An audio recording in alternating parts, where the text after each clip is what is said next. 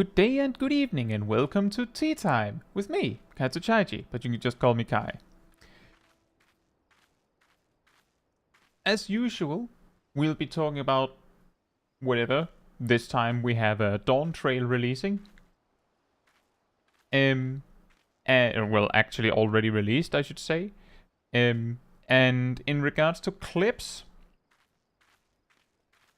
I've specifically grabbed the ones that are from after Dawntrail's release, but I think we'll make sure to do them such that we will do the ones that are not Dawntrail spoilers first, and then try to do them in order so that, like, if people have not finished the MSQ and such, they can, you know, bow out when they're like, okay, this part I have not seen yet, instead of me, like, jumping back and forth. That's pretty much the plan. We're also not doing a walk because we could do a walk anywhere, but it would be way more interesting if we did a walk in the new places. But I feel like that's also a little bit early. I was considering hanging out in one of the new zones for tea time, but then there's a lot of people that can't even reach me. And yeah, we are in Ravana Materia right now. And that said, hey Zengarkrieg, hey Gassel, hey Jonathan, hey Emir, hey Kat, hey Ham, hey Aradel, hey Matthew, hey Fila. I hope you're all doing very well. And thank you so much for celebrating 9 months of being part of the Cult of the Pig, Matthew. My first member message of Dawntrail. Whew! Also, hey Kireen, hope you're doing well as well. And yeah, Matthew has a clip for us that I'm very interested in, and I'm sure Cat Damon is very sad to know exists, because it means that Matthew came first. For the clips, we have Gassel got Ammon Ultimate on film, which was a bug that happened right at Dawntrail launch. Ammon would still put people in ice cubes. The problem is that he would freeze people, and then the part where you turn into like a stack of rocks or ice cubes never happens. So you're just frozen for like 2 minutes. Even when Ammon dies, like if you actually kill him, you'll still be stuck in ice for 2 minutes. You just have to wait and sit there and wait for everyone else to run. And you're just stuck. Which is hilarious. And the reason I know that is because I also landed in Ammon Ultimate in those days. And we managed to beat it with brute force. We have a clip from Viek, who tested whether...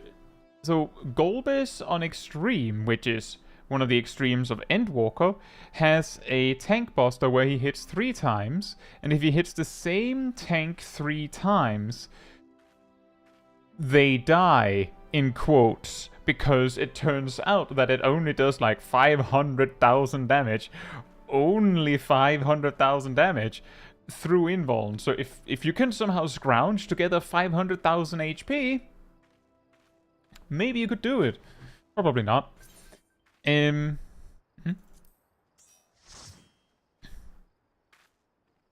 you find me? We also have a clip from Gassel in one of the Expert Roulette dungeons, which of course means that I'll put that at the end. We have Lexi in... Which one was that? I believe it was the... Let me check the post itself. Looks like the 93 dungeon. And then we have Matthew demonstrating that something that could not be soloed, not even unsynced, can now. And finally, Emir in the level 99 dungeon, looking for some Gunbreaker advice. So that's pretty much what we have on the menu. That said, also, hey Tristan, hey Rudolph, hey Viek, hey Xavius, hey Brontom, and hey Ilana. Hope you're all doing very well. You find it done with MSQ. Nice one, Ilana. Right. So, before we get straight into the clip reviews and such, I do want to just briefly talk about, I've talked about this already, but I do want to just briefly talk about the fact that we basically got promised almost immediately, like 1 week into Dawntrail, that, oh, these jobs are getting changes. Unlike the thing that I want to talk about is specifically maybe some reassurance. For example, what I mean by that is that a lot of people heard the Viper changes are coming and basically assume that, well, on Tuesday the job will be completely different, so what's the point? But the thing is, if it was that easy for them to just on a dime just rework how the job works from the ground up so much that, for example, my guide that I released yesterday is meaningless, then why would they only release 2 new jobs every few years?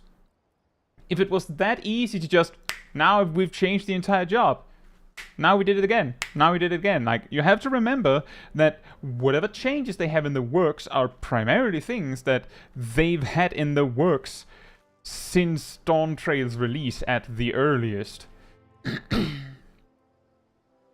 And, like, my best assumption is they might change some smaller things about Viper. For example, maybe they'll make it so that, like, just a guess, maybe they'll make it so that like, they reorder these 4 guys, these 4 finishers, such that 1 is always flank and 2 is always rear. Maybe they'll do that. They might make it so that whichever one you do second of Hunter's Coil and Swiftskin's Coil doesn't have to do the positional. Because one of the things that is concerning is there's a lot of positionals, and the reason why that stands out is because the only jobs in Final Fantasy XIV right now, right this moment, that even has the capacity to have 2 alternating positionals in succession is Reaper with Gluttony, Gibbet, and Gallows, and Viper with Hunter's Coil and Swiftskin's Coil. All other jobs got that stuff removed, including Dragoon, who specifically got a change that made it so that the step 5 of its combos just turns into Drakesbane that does not have a positional.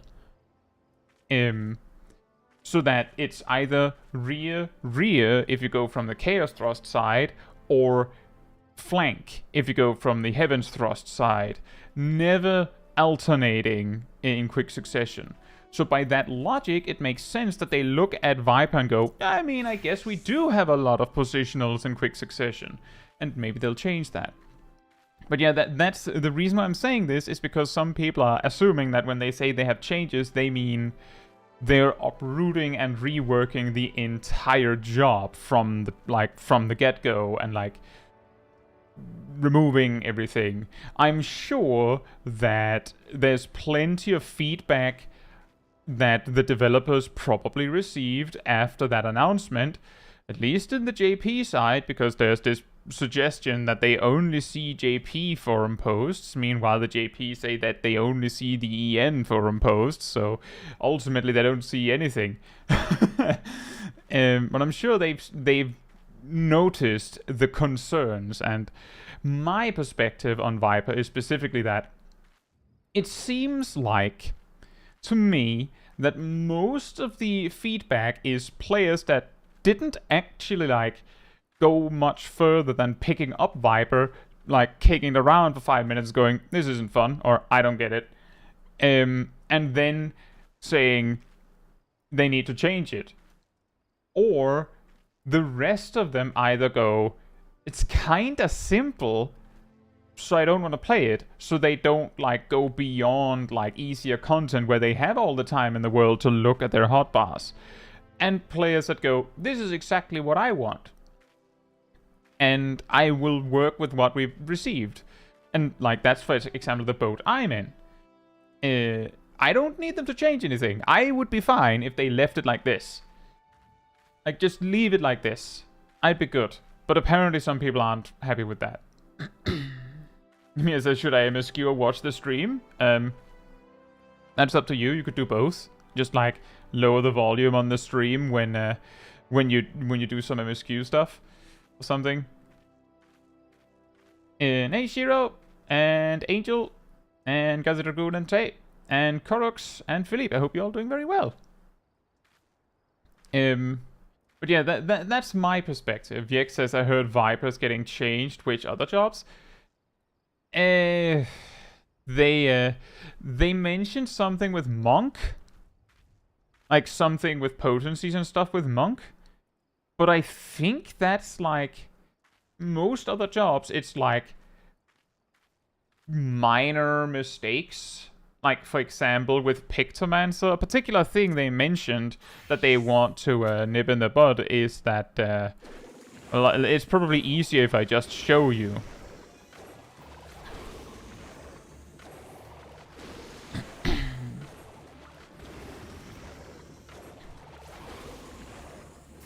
So what they don't want you to be able to do is, first of all, you can do this. Oh, nice. Now I have Blizzard in Cyan and also Comet in Black available. Yes, it is the alternate Pictomancer rotation. This is fine. What is not fine is that I can do this. I can just leave it if I don't want it. The thing is, we're not, like, Pictomancers are not using it to just do that. Like, they don't want to just spam the fire and red combo. Although it might be significant under certain circumstances, because it means you would be able to, like, quickly dump pallet gauge to access Comet in Black in quick succession or something. But that's not the problem. The problem is that you can also do this. Right? Water and Blue is available, right? Actually, I want to reset the combos. I'll just click that off. Again, this is not the problem. It's the combination of these two things that are the problem. The reason for this to be a problem is that Water in Blue generates a white paint, no one cares, and it generates pallet gauge. Thunder and Magenta, which just does like 360 more potency and takes slightly longer to cast, but essentially replaces Water and Blue, also generates a white paint, no one cares, but it does not generate pallet gauge, which means that there is an argument to be made that you'd want to do something like this. Right-click it off.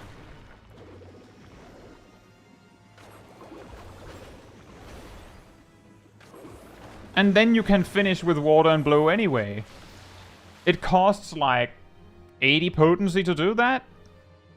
But it also means that every time you finish a combo, which of course you'll finish combos less frequently because you're intentionally resetting them, you will get gauge. There's also the alternate path, which was also explored and I think was also relevant for the discussion, is that you could also do like this. So you do Blizzard and Cyan, and then you just click out of the subtractive palette so you can get your gauge anyway. Like, both paths were explored. The problem is that the way the developers envisioned it was, well, when you use subtractive palette, you do a 1-2-3 combo in subtractive palette.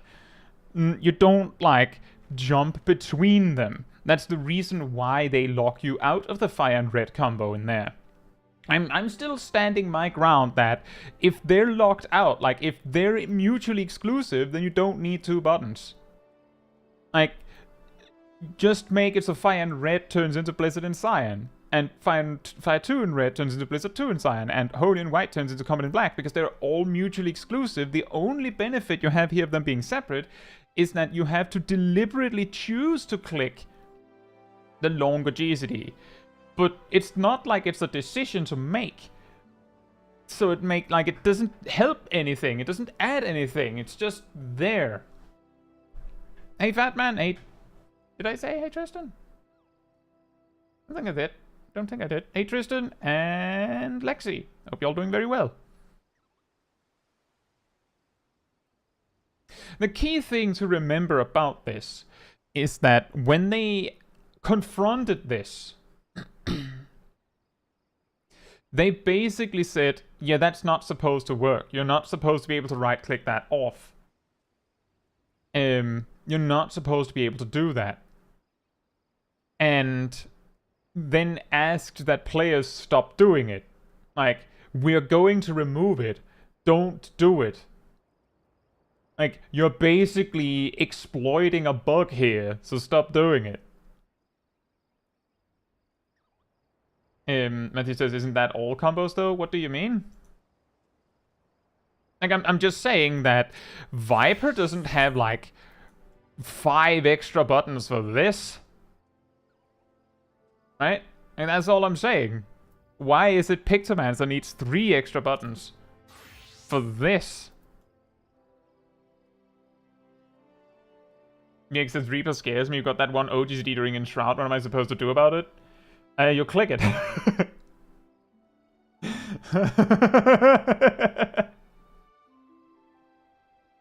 I guess they didn't want the job to have even less buttons than it already has.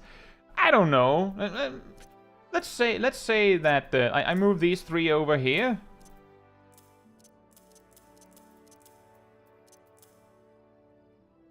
You could even do this. This looks nice. This I could work with this. That's not a lot of buttons, but that looks pretty nice to me. Like that I could do this. I could roll with this. Like in this particular instance, like there are some people that say it's really ridiculous that Final Fantasy XIV has so many buttons. And for some jobs, I disagree because each button does something unique. And having all of those buttons gives you the freedom to choose. But in this case, the developer specifically removed your ability to choose. They removed your ability to choose and then basically said, but you have to click the correct button anyway.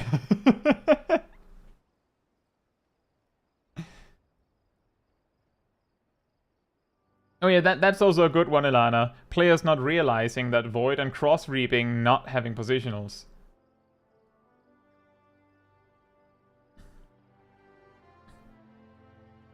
But yeah, I don't see a problem with that. Like, I think that it makes sense that if you have a button that does something unique, good, add it. I'm even willing to accept that they don't merge buttons if for some reason you might be interested in the cooldown. I think it's a little strange that Scenic Muse doesn't turn into Star Prism. Like, I don't understand why not.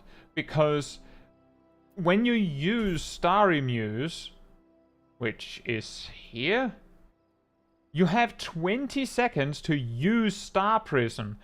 Incidentally, Starry Muse lasts 20 seconds. So there's no situation where you'd be like, well, I can't click Starry Muse because Star Prism is in the way.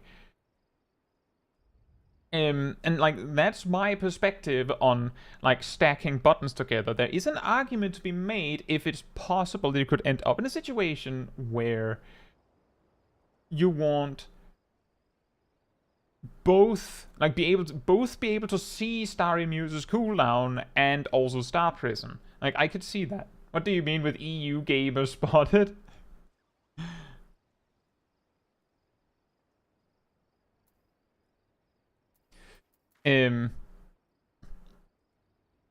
But like stacking buttons together when they're not like functionally different or functionally like mutually exclusive.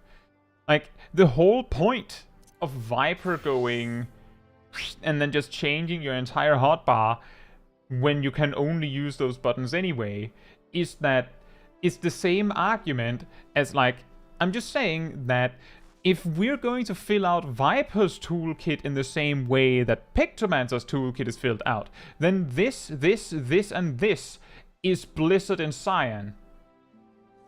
And this is Star Prism.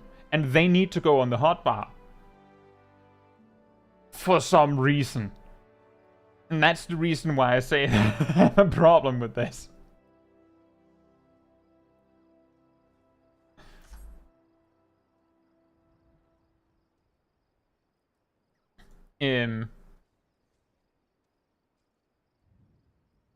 Just allows us to consolidate those buttons if we want. See, that could work, Philippe. The thing is that it seems like the developers, given the way they've done this thing, they've decided they don't want to let you choose. They want to have control over that. Which means that what I'm going to do is not say, just give me the controls, I'll figure it out myself. I'm instead going to say, why this? You decided these are not the same. Why? Like, that's my problem. That's my perspective, is these are the same. So why are they separate buttons? That makes no sense. I'll figure it out, and as you can see, Pictomancer has the button space real estate to deal with it, because it doesn't have that many buttons. It's just weird. It's like, it's even different from Samurai. You might remember, because I've said this many times with Samurai back in Endwalker, people were complaining that they wanted to combine Showa and Showa 2 into one single button with an AoE component, and I said time and again, yeah, that would be nice, but though, just saying, just thinking out loud here, having the option to choose between a single target attack and an AoE attack is a tactical decision that you might want to take.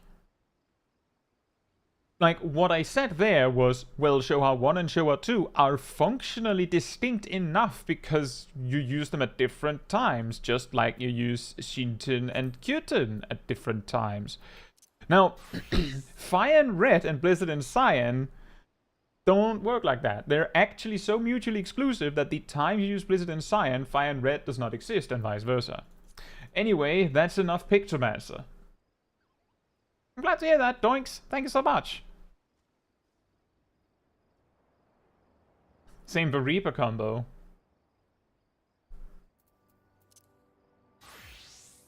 I mean, I'm assuming you mean this? That is an interesting point, is that why is it that, like, I guess the reason why they didn't make this turn into, like, the Reaps is because there's 3 here and there's 2 here, conveniently. As it says, Ikishoten and Oginami Kiri should be considered first before Showa, in my opinion. They solved that problem, Gazel. They added a different button for Ikishoten to turn into. What do you think? Do you feel wrecked? Do you feel outplayed? Outsmarted by the devs? The players keep saying we should combine Oginamikiri into Ikishoten. Nah. We make a new action and combine that with Ikishoten. I think, I have to say, Zanjin looks cool, but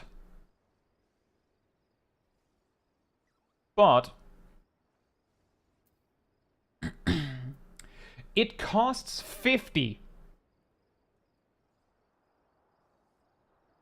It costs 50.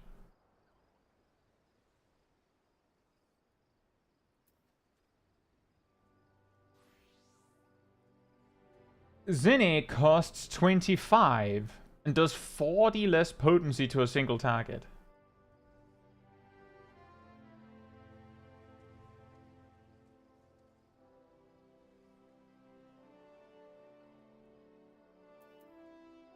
And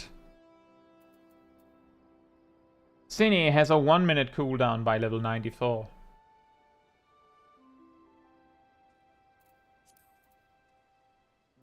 You could make, like, nearly the same argument with Gurren. There's 500 and you get 2 of those. Like, Zanjin is a really weird action when put next to Zeni and Gurren, I feel. Dolphin says that action change doesn't even seem to work correctly. When I went to Scholar to start leveling, Summon Seraph was just gone. Had to change the setting to get it back onto the bar. What?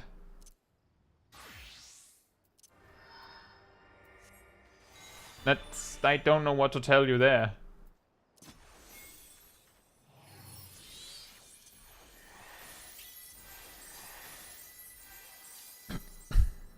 Don't know what to tell you there. Sounds... maybe... I don't know, maybe you did it with a macro? Or something? That didn't jive well with the change?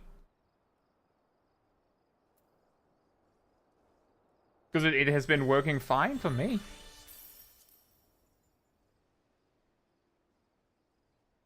Thank you so much, MX. I appreciate it.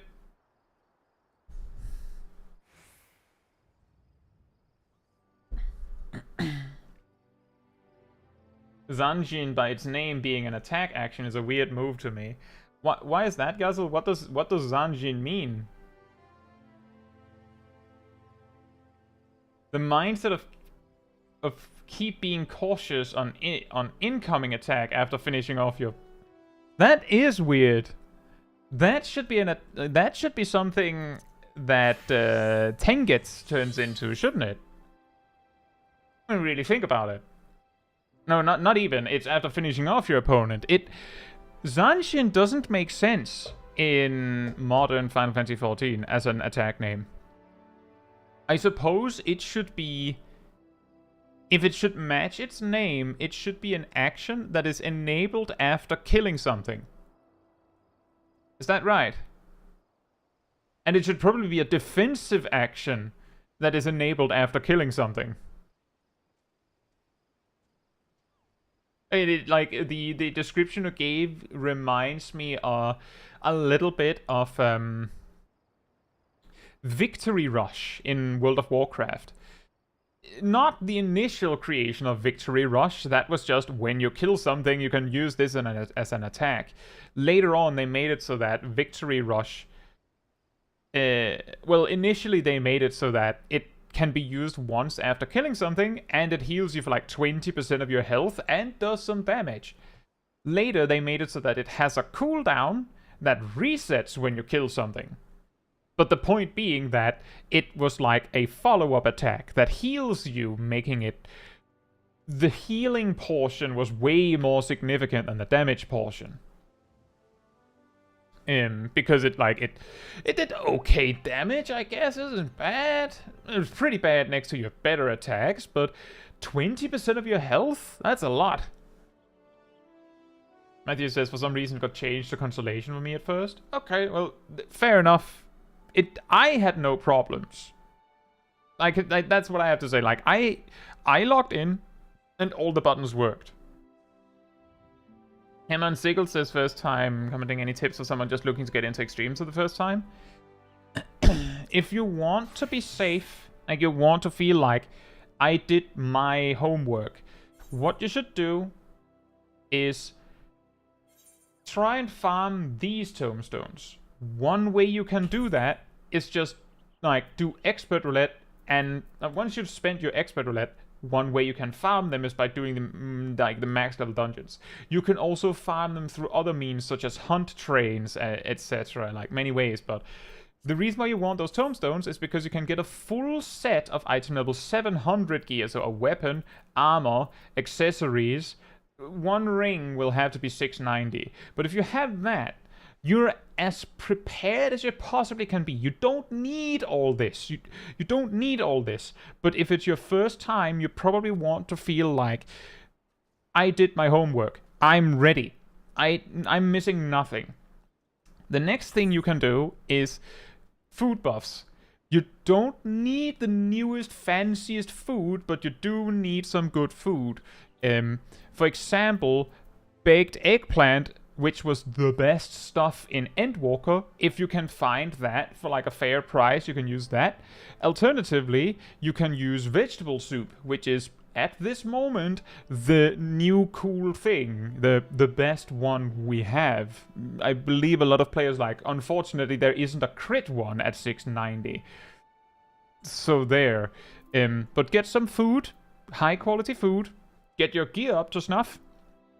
Before entering a session, make sure you have enough food that the food buff lasts. You want the food buff even when practicing.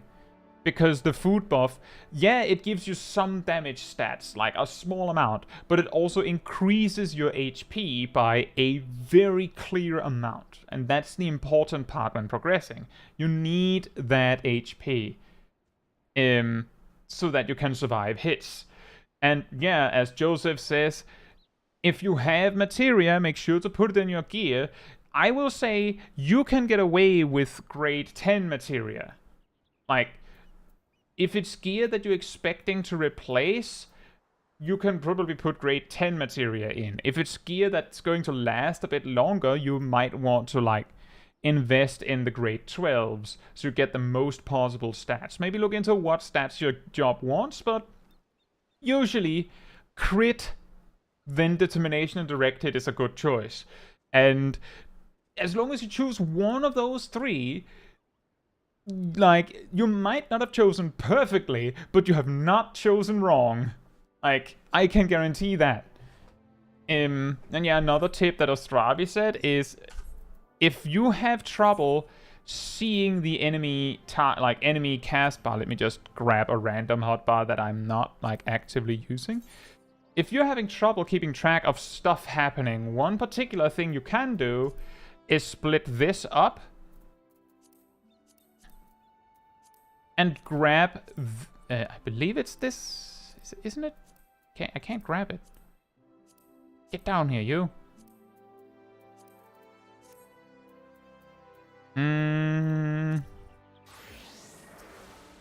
Yep, that is the one. Grab this one. And then you can do like this.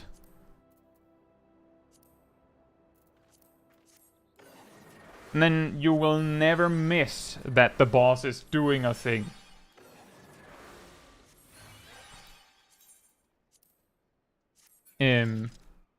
But yeah, once you have all that, I would say if you want to do the extremes blind, your choice, of course. If you are doing that, make sure that you're either hosting or joining a party clearly saying that it's blind.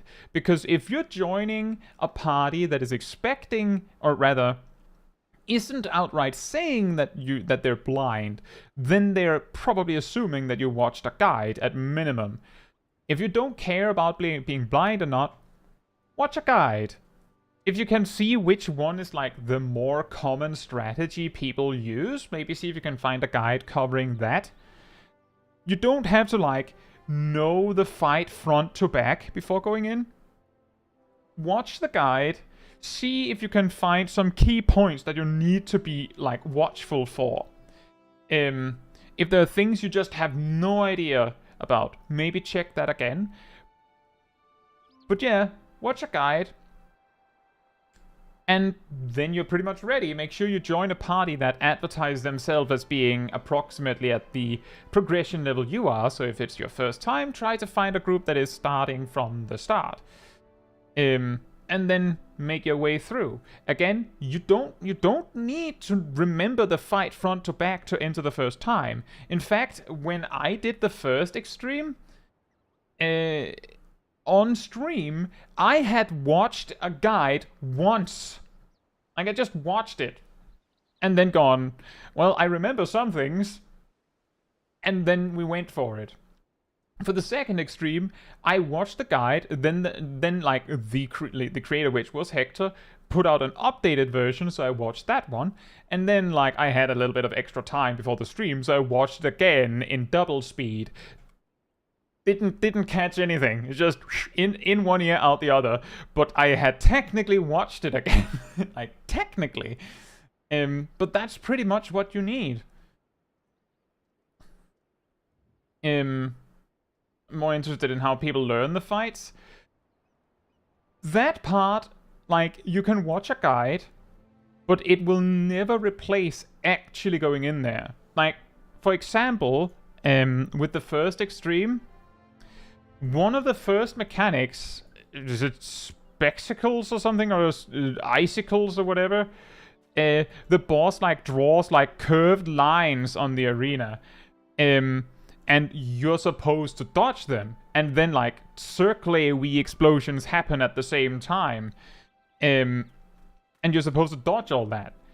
I looked at a guide and it was like, okay, so when the second line comes down, you go like you move according to that, and once the second line actually like resolves, you just run towards the middle, and then you just like swerve to the sides and forward, back and forth as needed to dodge all those circle AoEs, and somehow it just works. And the first few times I did it, I assumed that I just had to run into the center, and sometimes I would just get hit.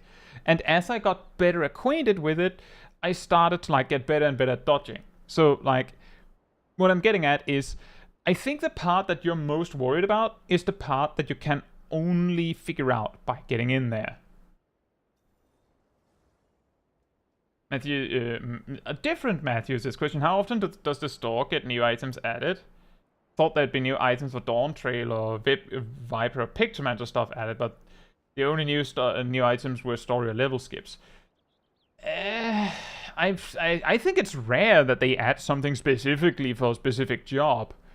I don't remember how often they add new stuff. Cyanide says, do you think it could catch up to current patch by the time Savage drops? Yes. Absolutely. Yes, you can. The stuff you need before Savage is... Well, on Tuesday, the normal raid comes out. You might need some tokens for that. So that means you need to unlock that, get your feet in that door, and get your tokens from there. Just in case you need them. And you have 2 weeks of that, certainly. Technically 3, since you could do the normal raid again the morning of Savage Raid's Eve or whatever. Aside from that, all you need is the weapon from the first extreme and accessories from the second extreme, and like that's really it. And those you can farm ad nauseum until you're done. And it took me on stream, was it 2 or 3 hours to beat the first extreme? And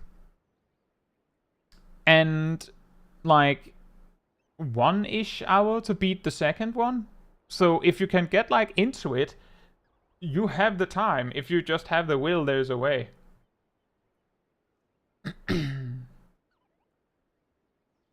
Exactly, Ostravi. Mistakes and deaths are the best way to learn. That's exactly also the reason why, like, if you check my streams of doing the extremes, my perspective is like, if you die and then just pass nothing and make the same mistake again, then we're going to be here all day.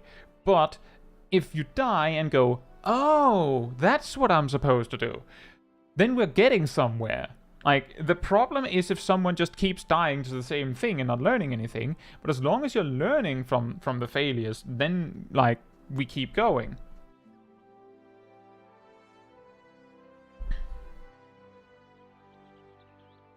And yeah, that is true. As Ariel says, most of the cosmetics that you could look forward to getting, Matthew, is probably drops in-game. Did I miss any other questions? Azul says, Ikishoten into Zanjin feels like the opposite, as Ikishoten leads you into a burst window. That is pretty ironic. Maybe that's the point.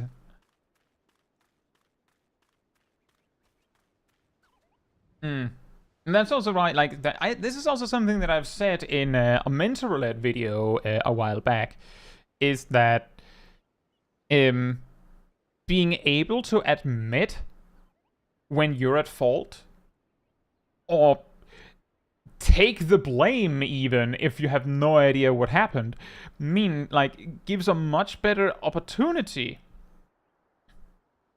to get back. Matthew says, I think Cyanide is still in Stormblood MSQ. Oh, right, on the EU character. Sorry. In that case, you might have to, I don't think you have time to watch all the cutscenes, Cyanide. You don't have time. I don't think you have time to watch any of the cutscenes, and I hope you're not going anywhere over the weekend. Or playing a different character.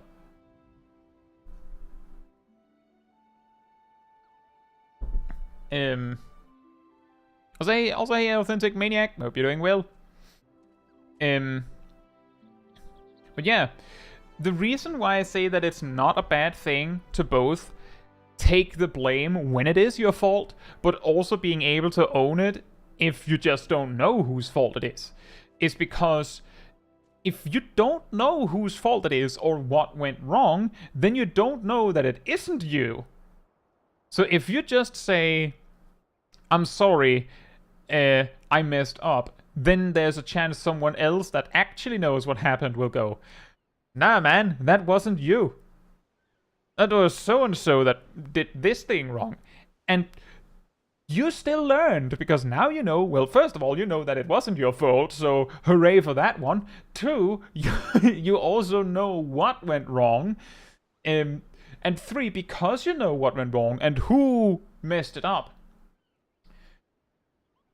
you might be able to, like, avoid them next time. Like, you might be able to see it coming and go, oh no, they're doing the thing again. And then you adjust. Because now you've grown, you know that there's a secret bonus mechanic of one of your party members don't know what to do. And you can play around it. And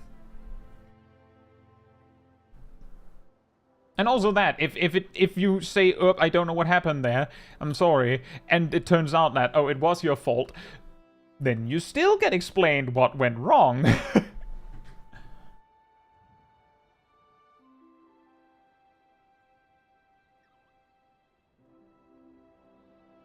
Juro says, question, why is it a good thing that Toxicon is not a gain on 1 on Sage? Would it being a gain on 1 solve the 1-1-1-1-1 problems that Healer's striking about at least somewhat? It wouldn't. It wouldn't.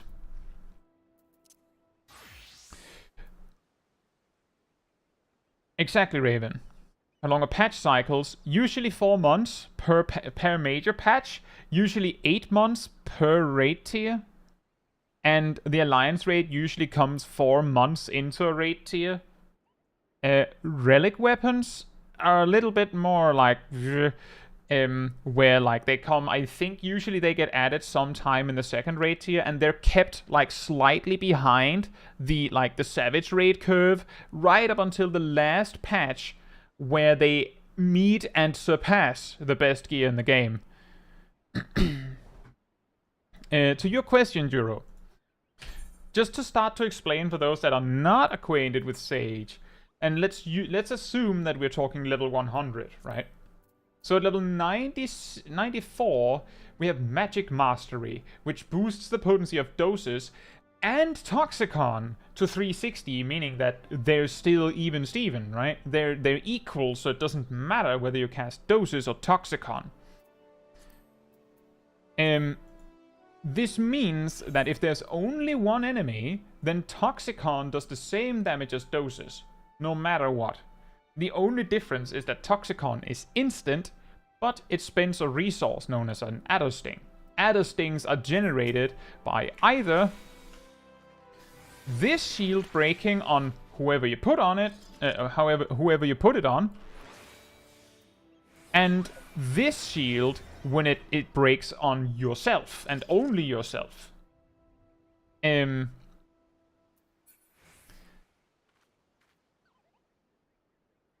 This means that if you have no Adder Stings, then your options are, like, basically, if you have no Adder Stings, then if you view it as a gain to, like, produce Adder Stings for no reason in particular, you're choosing between using doses and using your creation something followed by Toxicon. which takes 2 GCDs instead of 1, and because Toxicon does the same damage as doses, you lose half a doses for doing that. That's a huge side quest to explain, but the reason why, if Toxicon was a DPS gain to use on a single target, why it wouldn't add anything, is what that would mean is that if Toxicon was a DPS gain on 1, then it would be beneficial to spend all of your Toxicons the first time you get as much as a sniff of a damage buff. Just immediately, Toxicon, Toxicon, Toxicon. Oh, I don't have any mobility options left, because I spent them all. Basically, on single target, Toxicon, combined with options like Give Creation Diagnosis and Give Creation Prognosis being instant, are the Sage's bread and butter in terms of mobility options. If you suddenly have to run to the other side of the arena, you can keep up the attack or at least do something while you're repositioning.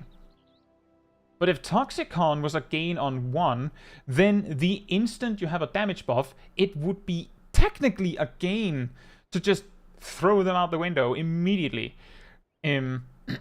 Essentially, if Toxicon is a damage gain on 1, then Toxicon is not a mobility option. It's just a damage cooldown, essentially. And that also means that any other things you happen to generate between burst windows are meant to be kept for your next burst window, which, again, you don't want that either. To compare to other jobs that have, like, dedicated mobility options, you can see, for example, that Scholar has Ruin 2, but it is explicitly designed to be worse than Broil. It trades costing a valuable resource, which Toxicon does, to instead just do less damage. Another example is actually Pictomancer. It came out almost immediately. People figured out that if you actually use your holy in white, like your white paints, like to make sure you don't overcap, you make sure that you're like you save every single white paint that you have. That's a DPS loss. Like, it's like 0.6% DPS loss over not doing that. And that's, of course, dummy rotation, assuming that you don't have to move at all.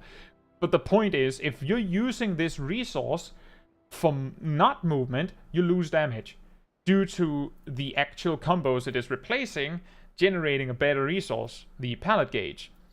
Which means that Holy and White is, by design, explicitly a mobility option, or if a fight is drawing to a close and like you're not going to get any more Blizzard and Cyan combos anyway, then you can spam Holy and White while the fight like wraps up. You just Holy and White 5 times. So it's a long explanation, Jiro, but the key point is, if it was a gain on 1, then Toxicon's primary purpose, being a mobility option, would cease to be. Just like that, instantly gone. Dal says, pretty sure Healer Strike is over. I think so too. And if it's still ongoing, I can't see it. So, Matthew says, thoughts on Oracle not having fall off? Is it this? Oh yeah, I saw that and thought, that is a huge amount of damage. That's amazing. Actually, scratch that. I saw it and thought, 860, that's quite a lot. Then I did like the healer role quest stuff, and I had one of those, like, you run into like a purple sphere and suddenly mobs appear, and then I did some attacks, I did some gravity spam, I was like, wait a minute, why am I not using divination? And I clicked divination, I was like, oh yeah, I have that. And then all the enemies just evaporated. I was like, okay, that is a lot of damage. Like, I guess I didn't even see that it doesn't have damage fall off. Like, that's amazing. I don't think it's a problem. I don't think it's a problem, because Astrologian's damage isn't exactly amazing anyway. Like, this... once per 2 minutes, by the way. Meanwhile, white mages get this. Twice per 2 minutes. Like, this is going to be more damage.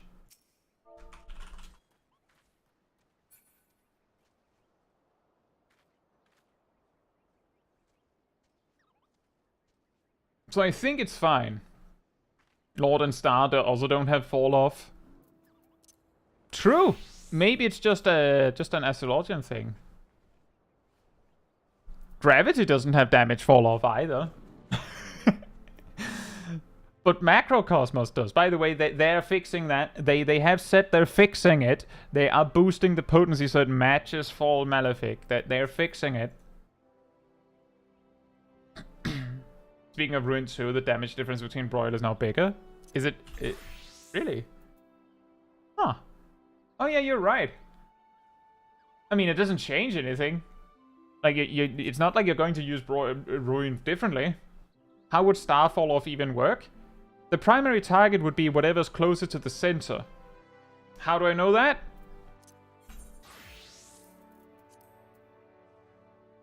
Because Salt and Darkness has damage drop off.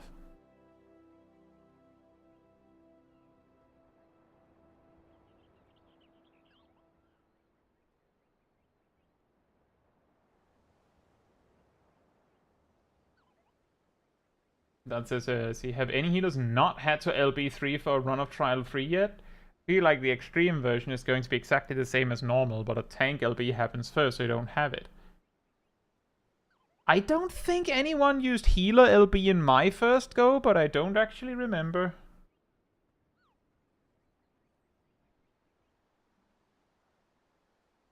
Gravity doesn't fall off, that makes sense. You're right.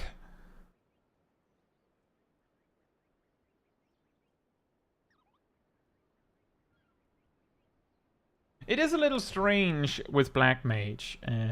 The key thing that makes it difficult for me to see exactly what's going on there is that Black Mage was at the top of the food chain in terms of damage for so long in Endwalker that it is almost a guarantee that a significant portion of Black Mage mains were Black Mage mains because it did the big damage numbers. Not because they cared about Black Mage, but it did the big damage numbers. Which means some of them, will just, like, do the, you know, the Toy Story meme, I don't want to play with you anymore, the instant someone else does more damage. And some percentage of them will now be annoyed that they have to go, I don't want to play with you anymore, and choose something else.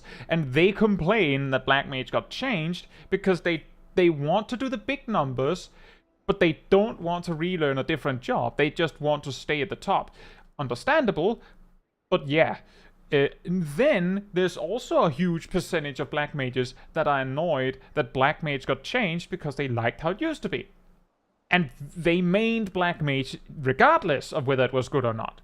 Like, they mained it, and then it became good, and now they're mad that it's different. And then some are also like, they mained it until it before it became good, and then when it became bad, they're annoyed that it got changed to be bad, because they got used to being at the top. Because there are so many factions, because Black Mage was at the top, I don't actually know how many of the, like, genuine Black Mage mains, the ones that was there because they like Black Mage, are actually mad about the changes. Like, that's what's causing problems for me. I think the Black Mage changes are cool, and some of you might be saying, but wait, why is it you're not meaning Black Mage then? Well, I'm not meaning Pictomancer either. In Endwalker, I mainly played Black Mage doing, like, super casual stuff, because I think its rotation is funny and entertaining. But I also found it really hard and took my focus away from other things, so I would rather play an easier job while while doing something harder. But that of course gives the impression that I have no idea what I'm talking about because I don't main Black Mage. I'm playing Viper more or whatever.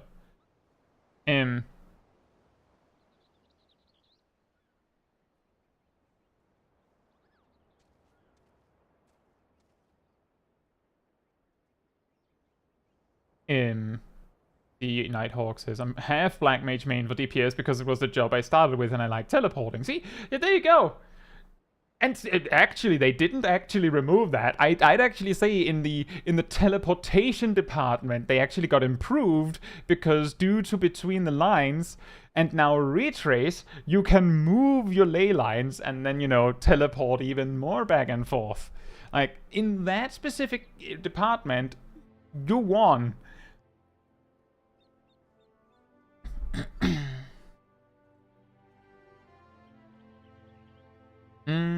Parent says, my biggest gripe with Black Mage was that the community never figured out that you could run double caster instead of double melee with a Black Mage in the party. That is pretty funny. I remember a long time ago, I made a guide on how to get started on like extremes and savage raiding. And in that video, I implied that you have one of each DPS type, and then the fourth one I sort of implied was going to be melee. And some players in the comments were very mad that I did that. I don't believe I outright said that it had to be a melee. But the reason being that most boss mechanics assume you have two melee, so, I mean, it would be weird to go, and then the fourth DPS is a ranged. Like, the most correct answer would be to say, and then the fourth DPS is whatever you want. Because it doesn't have to be a melee, it doesn't have to be a mage, it doesn't have to be a ranged. But yeah, because of the damage output of Black Mage and Endwalker, you could easily have Black Mage be one of them. The thing is that the reason why they probably didn't do that, Perrin, is because it's a case of the first mage. So the first melee you pick, it doesn't even matter how much damage it's doing, mostly, because you're getting the 1% party bonus. The first ranged you pick doesn't really matter because it gives the 1% party bonus. The first mage you pick, it doesn't really matter because you get the party bonus. But the fourth player, like the fourth DPS you pick, it actually matters. Thank you, Aradel. It actually matters what the fourth DPS you pick is, because that one doesn't also bring the party bonus. And if your first mage is a summoner, and then a Black Mage comes along, yeah, the Black Mage does the same DPS or more as a melee DPS. But that Black Mage could have been your first mage, so if we flip the table for a moment, just flip the table and go, actually the Black Mage was the first mage, the summoner's DPS is a lot lower. That could have been a melee DPS. It could have been a melee DPS. This same argument applies for range DPS. You get, I don't know, a machinist, that their DPS is fine, and then you add, I don't know, a bard. It doesn't even matter which one does more damage, because whichever one you brought first, the other one could have been a melee DPS, which would have done more damage. How about two Black Mages? And see, that's where we're getting somewhere. Because if your first mage is a Black Mage, and then your second mage is also a Black Mage, then, yeah, they're both as strong as a melee DPS. The downside there is, of course, an LB generation, which, not optimal, but maybe you don't care. But that's the argument. If you're trying to optimize, then the first DPS of each type you bring, you can mostly wave away how much damage they're doing. And when I say mostly, I mean bringing a ranged DPS to your group, for example, increases the damage of everyone else by 1%-ish by virtue of the party bonus. But let's say the balance is completely out of whack and that range DPS that you brought does an average of 10% less damage than everyone else. then it bringing an average of 7% more DPS, like, from itself, by virtue of the party bonus, doesn't help, because it's still worse than bringing a better job. That's the reason why I say mostly. But the point is that the reason why it usually becomes 2 melee, 2 melee, 1 range, 1 mage is simply because the melee DPS jobs are balanced around the assumption that they bring less to the table. And that's not entirely wrong. What's the benchmark for DPS so the party bonus becomes worth it? That's a difficult conversation, because it kind of depends. It depends on what other jobs you have. It depends on how bad that job is. The particular one that made me think of this was that last week, I think, we started seeing logs posted. And Dancer, on average, was like 10% worse than whoever was at the top. I think it was Viper. And if it, like, that's of course not enough, because your group is going to be in the entire spectrum, right?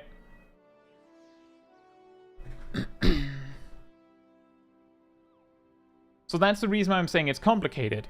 And if you're optimizing, you would of course know exactly what the answer is, 3MR.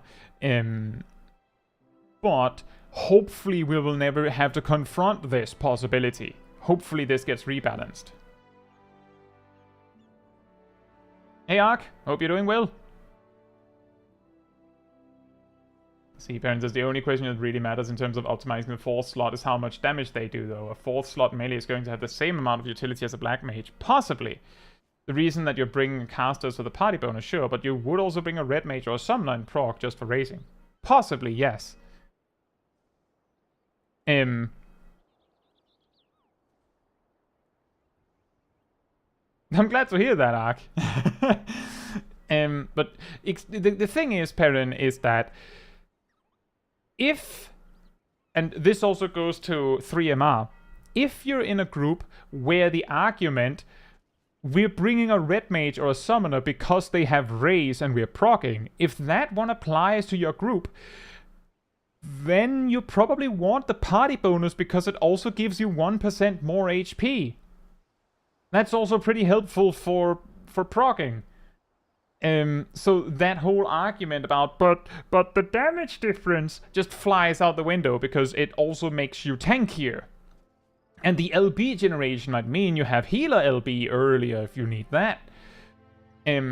So like this argument of like being super like, oh, well, this could have been slightly better, that only applies if you're farming.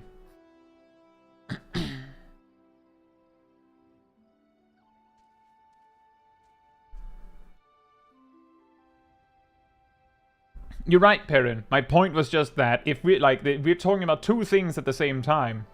We're talking about the possibility that there is a possibility that a job might be so weak that you'd rather give up the party bonus it provides than bring it. And also the possibility that, well, you could bring 2 casters, so you can have Black Mage and also raise. And that is a good point. And possibly even more prevalent with Pictomancer existing.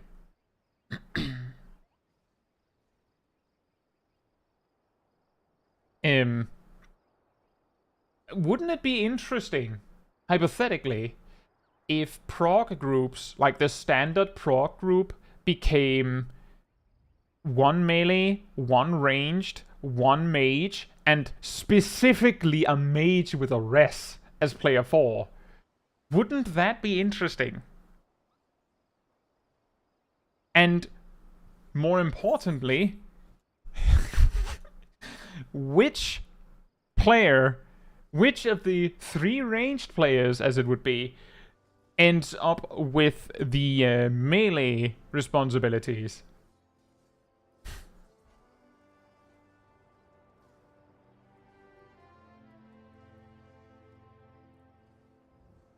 Yeah, exactly, 3MR. That is the hope. That is the hope. that the party bonus makes sure that no, like, roll is so bad that you're never bringing it. Like, it ends up doing that. But it's still, like, something that needs to be balanced in such a way that it's not, like, a knife's edge. Like, that the reason why, as Ogni also commented on, is that if one of the ranged DPS, like one of the ranged physical DPS are so bad, or even all three of them are so bad that you're like, oh, do we need that 1% of party bonus? Then it's dire. Like, then it's really bad.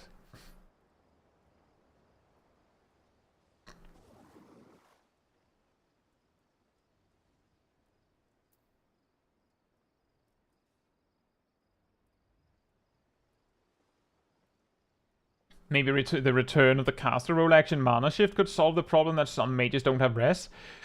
Gazel, I'ma stop you there. Even Pictomancer can run its MP dry, like, without lucid dreaming. If they start, because you have to remember, mana shift doesn't just, it's not an ability you use on someone else and then they just generate MP out of nowhere. They take yours and give to them.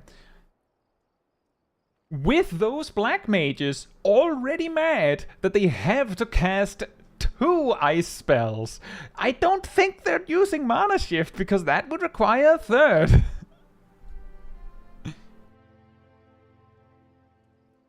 It's actually pretty funny because back in the day, black mage just generating mana from nothing easily meant that it was pretty free to just mana shift someone. Pictomancer kind of MP issues with lucid dreaming? Not with lucid dreaming, without lucid dreaming. Like, you can run your MP down. That of course means that if you're using lucid dreaming on cooldown, you're probably mostly fine. And then you can mana shift. But you convince a black mage to mana shift the healers. And just hear his eldritch screams of the damned as he's forced to cast Blizzard 4 twice. Could you imagine?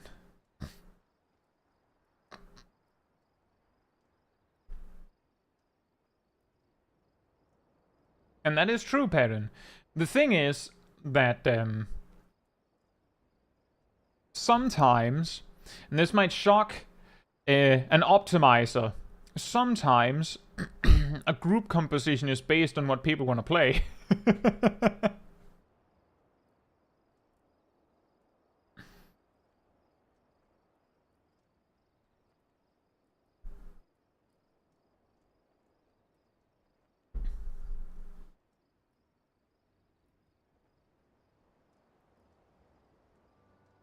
That would just make Black Mage extra cool.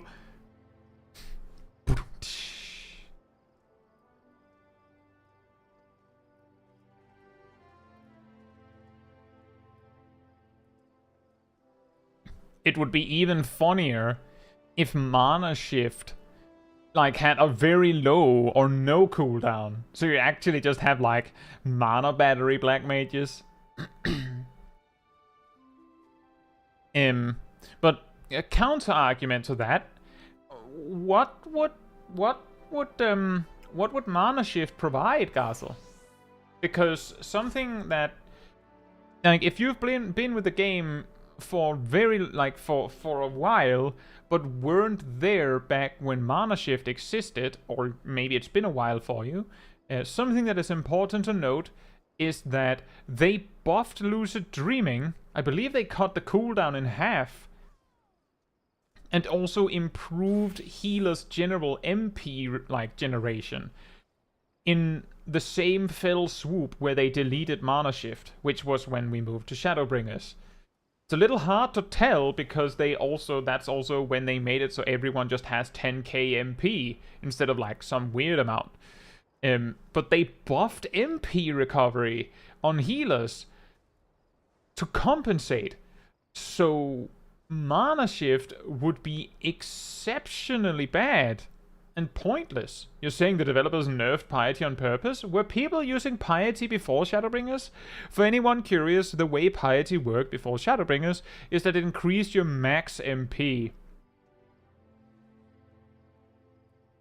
max MP. Which means, practically speaking, it gave you slightly more MP to start a fight with, but that's it. Because you wouldn't reach max again once the fight started, hopefully.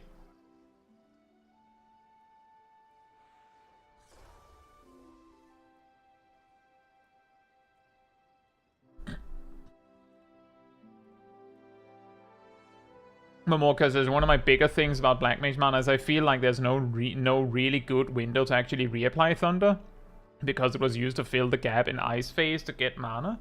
Well, the thing is, Momorka, by removing Thunder's ability to be one of your filler spells in Ice, they've actually made it so that Thunder is now a standalone spell you use for Thunder itself. Which is also why it doesn't really matter that they removed Thundercloud. At level 100, High Thunder is 750 potency. If you refresh it on time, it is 750 potency. That might not mean a lot to you, because most Black Mage potencies are veiled in like several layers of, well, it's boosted by this, boosted by that, so it's really hard to tell. But by comparison, Fire 4 is 558 potency, so just using Thunder on time is nearly 200 more potency. Which means that if you were in a buff window and you had the choice, you have one GCD left, you can cast one more spell before the buffs run out. High Thunder or Fire 4. You should choose High Thunder. And it gets weirder, because you have the choice between Flare Star and High Thunder. That's right. You should use High Thunder. Assuming that you're reapplying it, like, exactly on time, it's more damage than Flare Star. Technically, like, if we just look in a vacuum, High Thunder is more damage than Flare Star. On a single target. So, like, basically what they did by removing Thunder as something you do in Ice, they made it so that Thunder much more easily can stand on its own 2 feet. Ham says increasing max MP sounds horrible unless you could realistically double your MP or something like that. It gets really weird because in Heaven's Ward, Piety wasn't a healer stat. Like, it was actually an attribute that went up here next to Vitality. And one type of Lalafell had slightly more piety than the others, like the other races, which meant they, and only they, could cast one more spell in Astral Fire. Or something like that. Incidentally, it's the type of Lalafell that Smolkai is.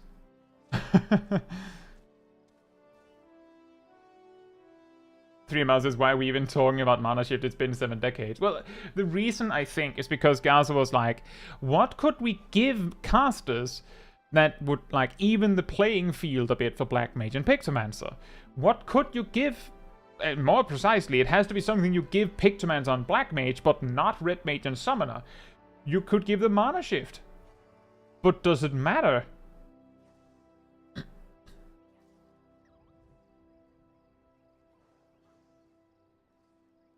Is it worth playing Lalafell for that, though? I want you to know, Butterfly Spirit, that there are a lot of people that play Lalafell despite, like, completely irregardless of that. Oracle, give it to everyone? the Astrologian attack? Is it only accessible if the Astrologian uses Divination? Everyone just doesn't, like... What is it? Is it an OGCD? It is. Everyone just gets a nearly 900, no damage fall off, AoE. Boom.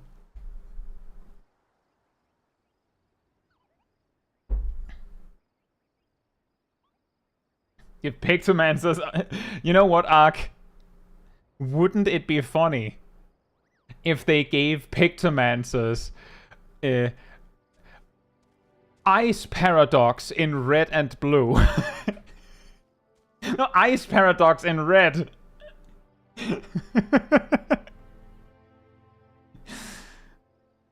And it recovers MP or something. Just to like really hammer home that the Pictomancers are using the paradox that Black Mage is lost without giving them Umbral Ice or anything.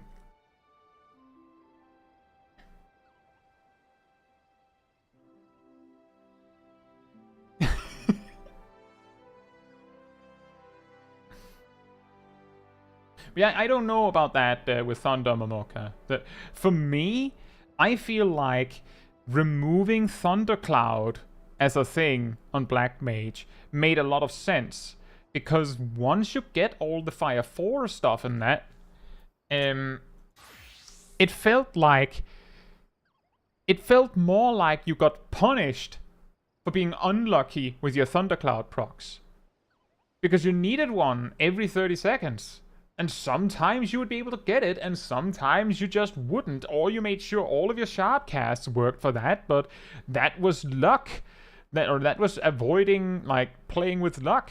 Whereas now, where they just give you Thunderhead, you can reapply Thunder whenever you want. The Thunderhead thing is so awkward when I'm trying to dodge both of the nails in Extreme 1. I could imagine. Now, I haven't done that fight as a Black Mage, but I guess one way you could go about it is if you're already in Astral Fire when the beacons come out, hypothetically, you could, like, Thunder one of them there, you switch to Ice, you Thunder another one there, and then as you enter Fire, you Thunder the third one. And then, like, next time a Thunder comes up, you Thunder something else.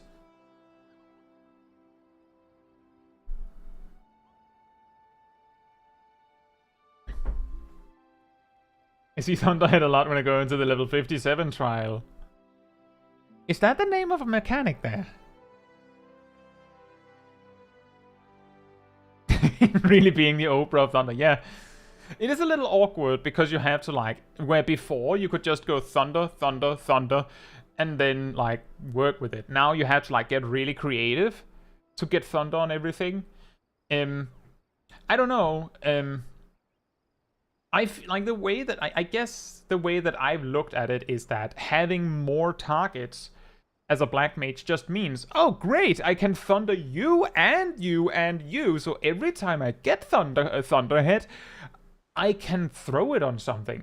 Whereas when I've only got one target, sometimes Thunderhead just goes to waste.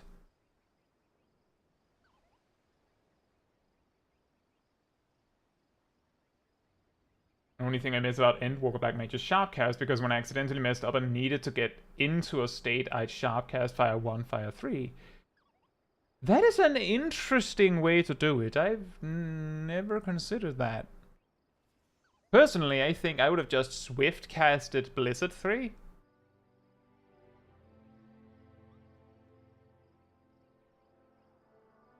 Not saying whether that's better or worse, but that's what I would have done. And I'd probably still do that now. Just Swift cast Blizzard 3, Blizzard 4, and then go into Fire.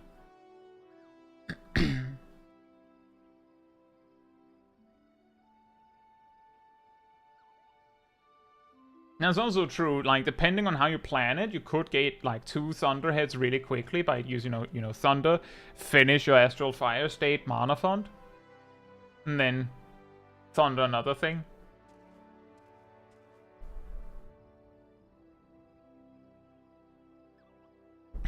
Yuriheen says a party buff, which instead gives your party an extra OGC or something, sounds kind of cool. It does. Oh, but that also sounds really weird. It reminds me of, I can't remember what it was named, but I can't remember if it was only Mists of Pandaria or also Cataclysm in World of Warcraft.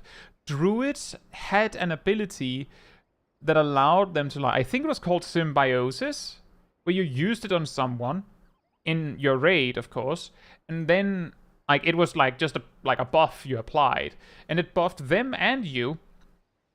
It was mob, okay, and the druid got an action, like an ability of some sort that the person you like the class that you use symbiosis with has, and they in turn got something from you.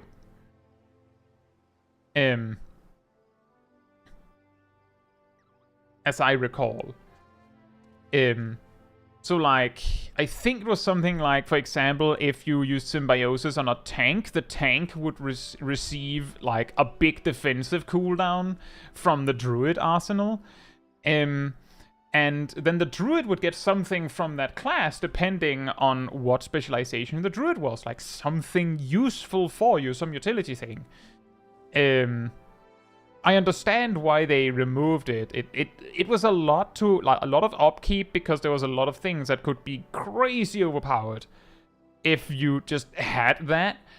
And it could be really hard to maintain with the sheer amount of specializations in the game. It also reminds me of Death Knights, which for a long time had this ability called Dark Simulacrum, which basically meant it wasn't like you could reflect a spell. It was more like you use it on something, and it's like a watcher that keeps an eye on the person, and the next thing they cast, you get that spell. You can also do it.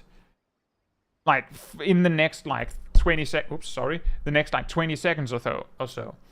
In PvP, it's really funny because it meant that if the paladin went, "Ha! You thought you had me? Divine Shield!" Then the Death Knight just also uses Divine Shield, and now we're here looking silly. But it started getting really weird with raid bosses. A lot of the time they had to be like, well, that spell you can't copy because that would be unfair. And other times, yeah, you can copy the spell that the boss has, but I mean, it scales with attack power, and the boss has a 2 billion attack power, and that's the reason why it does that much damage. So when you use it, it kind of blows.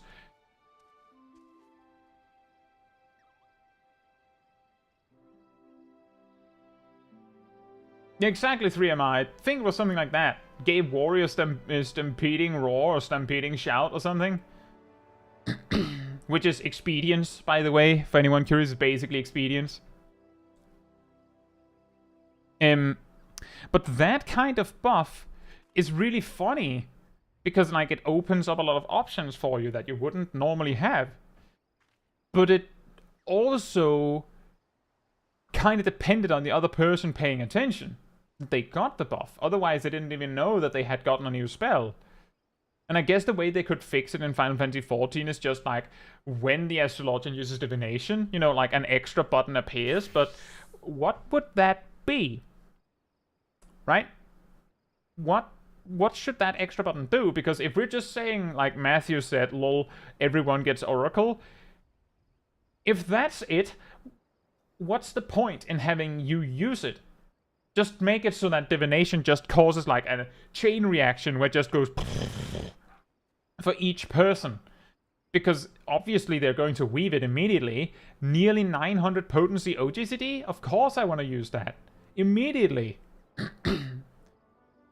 Like, if it doesn't require an action, and it doesn't really add anything, like they could just make it so that when the astrologian uses Oracle, it like explodes extra for each ally in range. Or whatever. It puts like a buff on each person called, what's it called? Divining. It puts it on everyone, and then when you use Oracle, it just explodes per person with divining. And like you're just like you've gotten the same end result. Nighthawk says, so could I just take Abyssal Nox from the Endwalker boss and one-shot it? See, that's the idea, is that you'd be like, so could I then use Dark Simulacrum to steal this thing that one-shots our party members? And then just one-shot the boss? And then what would actually happen is either it would just be on the list of spells you can't copy. So it's just, you just get memed on, just dabbed on and trolled because, oh, that one, you can't copy that one. Or it sucks when you use it. And, like, I speak from experience because I mained Death Knight for a significant amount of time in World of Warcraft, and I had that experience of, oh man, that would be awesome to copy that, and then I try to copy it, and then either nothing happens, or, hey, you got it, and then I cast it at them, and then it doesn't really do very much. Like, the damage is kind of meh. I'm like, I'm not doing that again. Why doesn't the Gunbreaker just shoot the boss with a Super Light? Is he stupid? Hey, Shag and Derby. Oh, and Saras. Hope you're all doing very well. Yeah, it's the Blue Mage experience, exactly. When the boss has it, the Blue Mage experience is basically the final boss in the final boss battle versus when it's an unlockable character.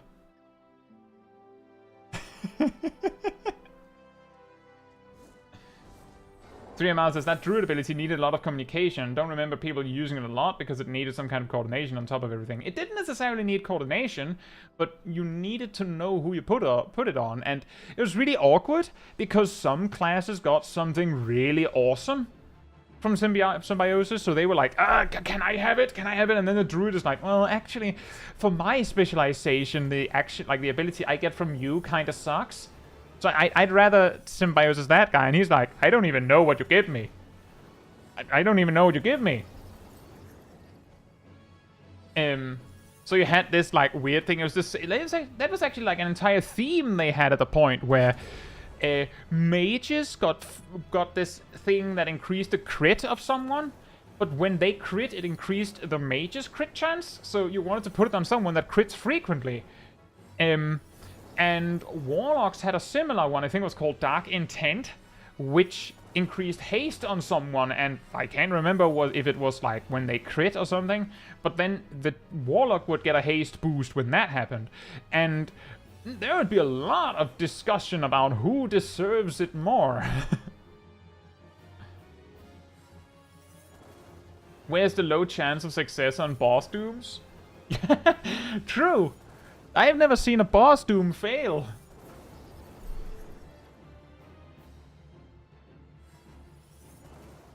Ark says, isn't there an easy middle ground here where you can copy the ability and it doesn't one-shot the boss like it would against the party member, but the ability is still decent? See, the thing is, because abilities scale with stats, it means that they would have to be very careful about how the ability actually scales, because I think the problem was not that the attack you got from Dark Simulacrum kind of sucked. It was more that, like, you use a resource to cast Dark Simulacrum. Dark Simulacrum has a cooldown. You had to time it really specifically to get that spell, and then the spell's damage output is like Ruin 3. Right? Even if it's an OGCD, it's still like, I mean, it one-shots when the boss does it. Like, it should at least, like, with that amount of effort, it should at least have been Oracle, right?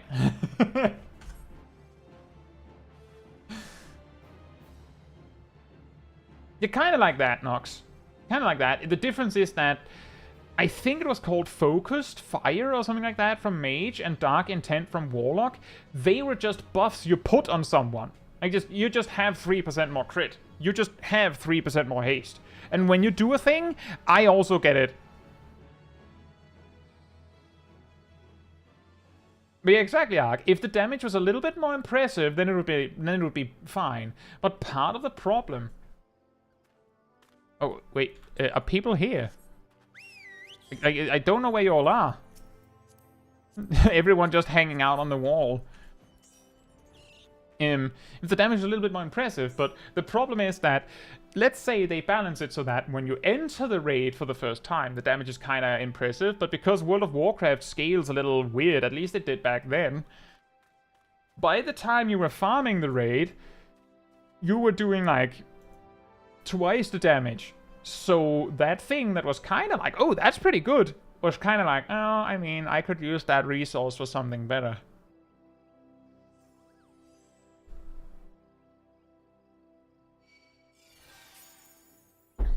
When can Blue Mage use Thornton's Divine Reckoning, give it 1 potency and it's law accurate? Make it so that it pushes party members and enemies, and then I'm sure people will use it anyway, just because it's funny.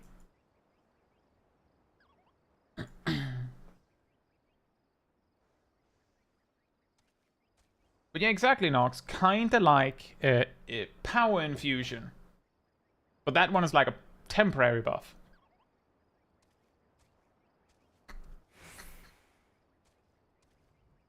And that's also true, Korux. Death Knights had control on death that they could exploit. Warlocks have had control, like they've had, I believe it's called Enslave Demon. And sometimes both of those allowed you to do something really funny.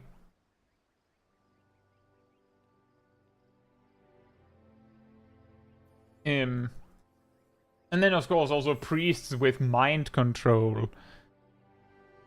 The most ridiculous example of that, I think, is probably, I think it's vanilla World of Warcraft, or, you know, classic, where there is a mob in a dungeon, like a level, like near 60 dungeon, that has an ability that increases, I think, your fire resistance? So before a boss that does a lot of fire damage, you go into that dungeon with a priest mind control the mob, and then just have it apply this fire resistance buff to everyone. And then you leave and do the boss.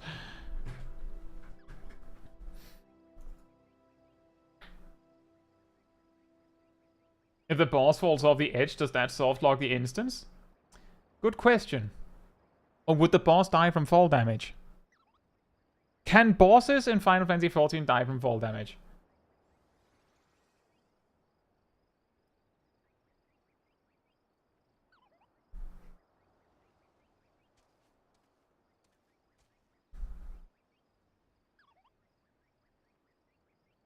Yeah, there were a few select times where they like made mechanics specifically for a priest to use mind control. But there's also been cases like that where it's like, oh yeah, this mob just happens to have this buff. Oh yeah, and you can use it if you mind control them.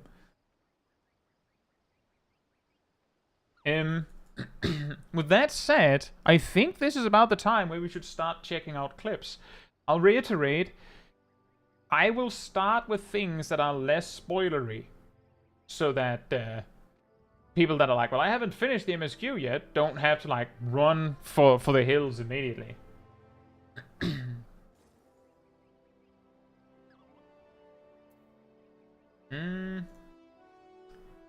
Let me see if I can discern what is what. Right. This one, and this one are the bombshells. Which clips do I have? Well, I can reiterate, I have Gysahl versus Ammon Ultimate. We have Viek testing something against Golbez Extreme. We have Gysahl doing Expert Roulette. We have Lexi in the level 93 dungeon, I believe. We have Matthew soloing something that wasn't possible in Endwalker. And then we have Ymir in the level 99 dungeon. And I'm going to try and do them in order such that the things that are not Dawntrail go first, and then the things that are earlier in Dawntrail go before that, and then we finish with the latest thing in Dawntrail. Right. So let's start with Ammon Ultimate. I mentioned this earlier, but basically the story here is that right when Dawntrail released, there was a bug with Ammon. I think there might also have been bugs with other bosses with a similar type of mechanic, but specifically Ammon caused problems. Because, well, he's in the Alliance Raid Roulette. You can probably measure, like, without even seeing when this was released, you can probably guess when this was, considering how many Pictomancers and Vipers there are. But the problem was that when he did his Ice Cubes mechanic, what would happen is, you know how when he freezes you, he first, like, freezes you and there's, like, this, like gate around you almost, and then a few seconds later you like get in like encircled in this like pile of rocks, Titan style, but just looking like ice cubes. Yeah, it didn't do the part where you got encircled in ice cubes. You just stood there in this like ice fence, and it lasted like 2 minutes. And it lasted even if you killed Ammon. Like, you'd just still be like, "Nyeh," for 2 minutes, while everyone else just continued to the next boss. This bug, of course, meant that the only ways you could defeat Ammon was either option 1, kill him first. Like, kill him before he does his final curtain. Or, alternatively, you could try and dodge it by doing the res cheese, which has been used for things like SOS Extreme, where you have some players dead, and then you cast res on them, and then you make sure that they get back up, like, just as people get wiped by the final curtain, so that, like, they're alive after the full party wipe happens. Those were the options. When I landed here, as a Viper, we beat it by just killing him first. It took a few tries, and it was very, very demoralizing on my end, because I just want to reiterate, if you haven't played Viper, in Circus Tower, Viper has only their 1-2-3 combos, and Writhing Snap, and Slither. They don't even have OGCD attacks. They just have this. So you're like, alright guys, so when Ammon hits 25%, once he's finished with whatever mechanic he's doing, he'll start doing Final Curtain. So, like, hold your burst, and then, like, just give it everything you got when he starts casting. And I'm there as Viper, like, I'm trying! I'm giving it everything I have all the time! Also, hey Zantu, hope you're doing well.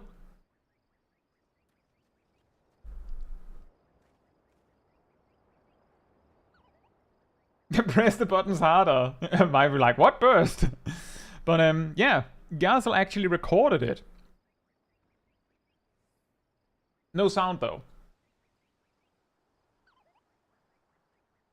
I also just want to point out that they have a party member. No, wait, no, never mind. That is in a Crosswell link shell, then I will not say it.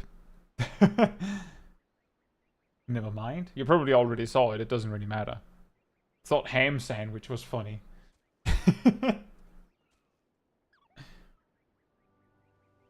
Level 50 Viper has a burst that is as long as the duty itself. Yeah, pretty much.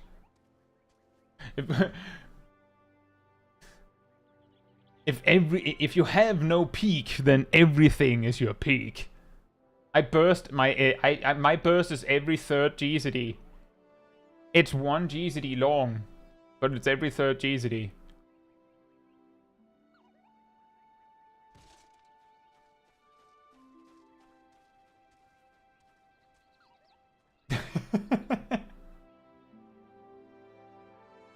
It's just a burst that, like, a rotation graph, like damage graph that goes like this. Just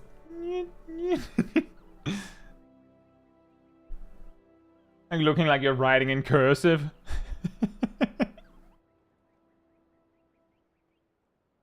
The peak is a 3 centimeter hill on a flat plane. It's the peak is like Heaven Mountain in Denmark. It's not a mountain, it's a hill. But we have irony.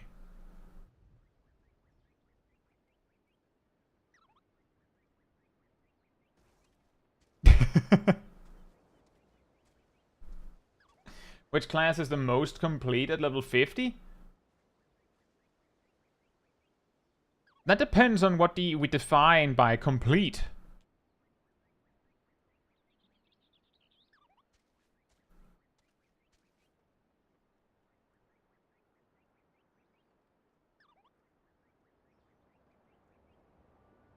Monk is missing perfect, missing the payoff of perfect balance at level 50, so I would argue that that's not perfect. Or complete. Dun dun dun dun dun dun dun dun dun dun dun. Hey! Aw, you died.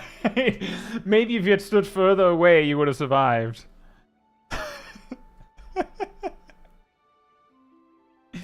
But yeah, you can see here, you can see the people there, like they're just frozen, but they're not in cubes, so they can't do anything.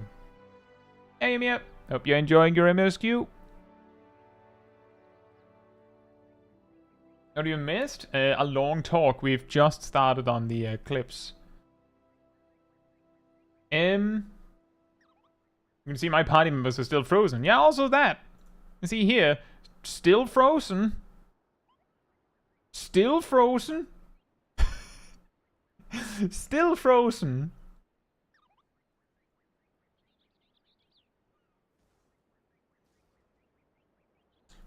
What job is the most complete at level 50? I think Red Mage and Ninja are pretty good calls. I think Ninja looks even better now that they don't, like, now that they're not missing Armor Crush at level 50 anymore in the same way. Like, it looks a lot better now that that they don't need that. Like, it's an entire, like, Armor Crush is its own mechanic that is added. Which is pretty good. Philippe says, I was thinking Dragoon now lost Spine Shatter Dive, which means it now has one less OGCD at level 50. So that level, can we say it was a nerf? We could. I can also tell you that I've been leveling Dark Knight, and I still sometimes am like when I'm in the mode of just, I'm trying to burst as I can, like using every cooldown I have, I will sometimes still do this in melee range. Because something in me is like, well, I have plunge, just throw everything. Oh, whoops, that doesn't work anymore. It's really weird. And I'll probably do the same when I level Gunbreaker. Gmax says Ninja's missing Bhava Chakra, Bunjin, and Mace. See, the thing is, Gmax is that when I'm saying what job is the most complete, I'm not saying, do they have everything? I'm sure that the question originates from, in Nox's case, is which job feels like, yeah, this works. Like, this, like, if we stopped here, this would be fine at level 50. Complete burst. In that case, I don't know. Most jobs hardly have anything.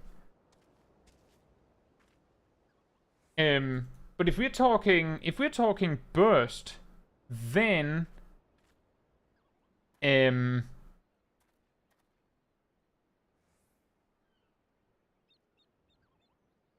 reference to Viper having no burst, Ninja has one. Because they have Trick Attack and Mug. I feel like Dragoon is missing some crucial pieces of their burst. Red Mage has part of theirs, but they're missing Embolden. Yeah, if we're talking specifically burst, I would say Ninja, but that should hardly come as a surprise, because Ninja has almost always been about that. But if we're talking about which job is, like, feels the most finished at level 50, like, the job that is, like, if level 50 was the end, and I know that's not what Nox actually asked about, but that was something that I'm now thinking about, which job feels like it could work at just level 50?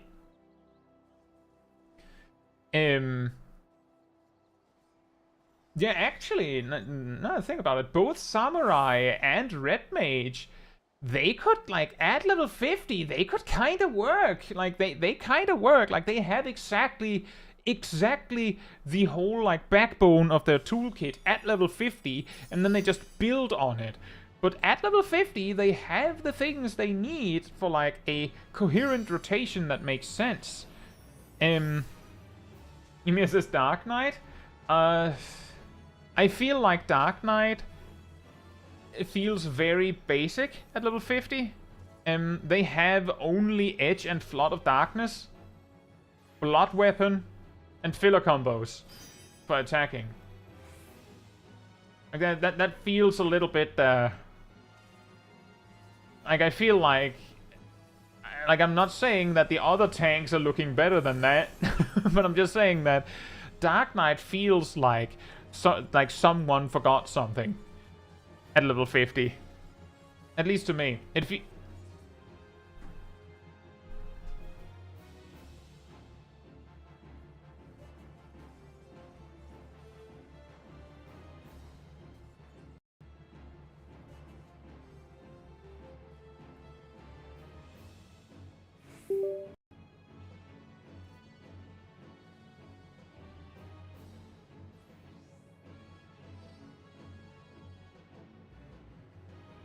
Hello, hello. Hopefully it's not glitching out for you now. What was that? I had the weird noise in my headset, and every time I fixed it locally, it started glitching out for you, so I had to, like, replug my audio device. Hopefully it's not glitching out on you now. Let me know. It's been a bit since it did that. Thank you, Philippe. None of the tanks feel good at 50. Yeah, you see, exactly. That's kind of what I mean, is that at level 50, Warrior, I think Warrior is like the closest to having something going.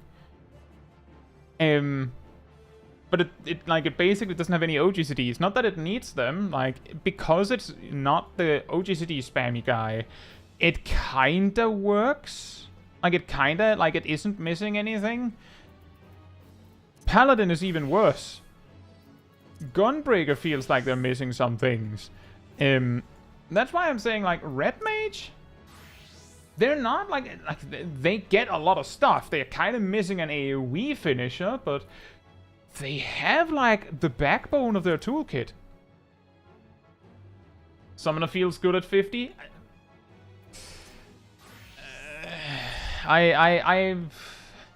I'm not convinced. The reason why I'm not convinced is because at level 50, on average, Ether Charge, this button, which is supposed to be like your burst button, on average, it's either damage neutral or potentially a DPS loss. And of all your colored ruins, only Ruby Ruin is actually distinctly a DPS gain.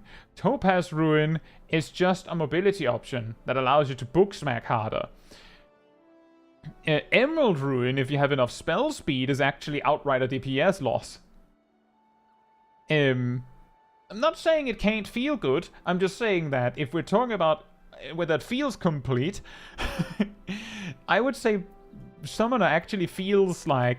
It's really weird, because it already has most of its buttons by level 50, right? But it feels like it's still missing stuff. Like, the potencies are wrong, essentially, is what I'm getting at. The potencies are wrong. It's actually pretty funny, because if they gave you... Like, if they made it so that when you use Ether Charge, your Carpi just grows like a turret on its back and it starts shooting at enemies, then they could make up the difference. Like, when you use Dreadworm Trance, you use one GCD doing nothing, but then, for your next 6 GCDs or so, you do somewhere in the ballpark of 130 extra potency per GCD, which is a gain, easily. Like, it's around, like, 2 ruins worth of value. But when you get Summon Bahamut, Bahamut comes down and shoots Worm Waves 4 times, which is more than 1 ruin, so it pays itself back. Like, the Worm Waves are the thing that makes it so that it is guaranteed a damage gain to you to summon Bahamut, because it pays itself back. If Kabi just, like, started shooting laser beams for, like, 75 potency, then Ether Charge would be objectively a damage gain. Just like, I would settle for 60. But then it has to shoot 5 times. Oh, like, I mean, yeah, also Akmon. The point was just that when you click Summon Bahamut, Bahamut comes down and does 600 potency guaranteed. Then it's on you to click and kindle and all that. And for Ether Charge, Kavi wields a gun. Exactly. That would be funny. But in terms of the most complete jobs, I think, like, at level 50, Ninja has something going where it doesn't feel like it's missing anything. Samurai has something going where it feels like it isn't missing anything. Red Mage has something going where, yeah, you could add stuff, but it isn't missing anything. And maybe Machinist? I would actually say if Drill was level 50, then I would say, yeah, Machinist is pretty good at level 50, but it's not, so there. It still has weird hotshot that does mediocre damage. And weird things like that. Yeah, exactly. The reason why I'm specifically saying Ninja is because of this. Because Armor Crush no longer has anything to do with Hooton, and Hooton is no longer a buff to maintain. If that was still a thing, then I would not have said Ninja. Does Ninja get anything at 60? No. Nope. They get nothing.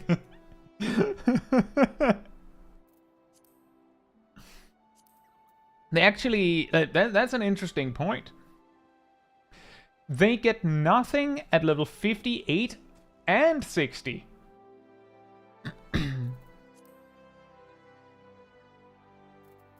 That's also... actually, speaking of getting nothing, Shadow Stride comes out the box with 2 charges.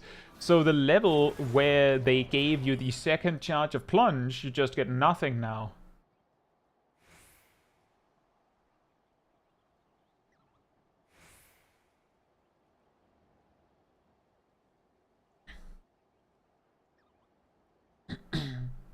What do you get for your job quest now, Ninja?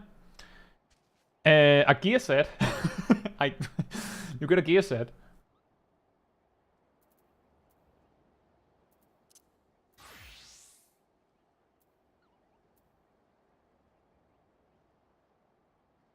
You can skip it. Well, you still need Tenchi Jin at 70. It is actually really funny when they removed actions. You know what other jobs have this weird interaction? All the starter classes get something from their level 15 class quest. The tanks get Tomahawk and Shield Lob. Summoner gets Summon Topaz. Black Mage gets Scathe. Bard gets Repelling Shot. Dragoon gets Piercing Talon. Ninja gets... You see a pattern here, right? Ninja gets Throwing Dagger. Monk gets Steeled Meditation. White Mage gets nothing. Anyone want to guess what action White Mages used to get at level 15 from the class quest? Any guesses? Yep, Fluid Aura. No water spells for you.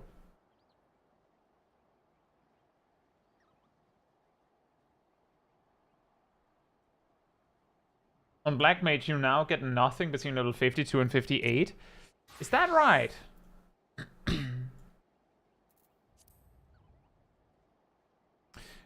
I mean, you get this.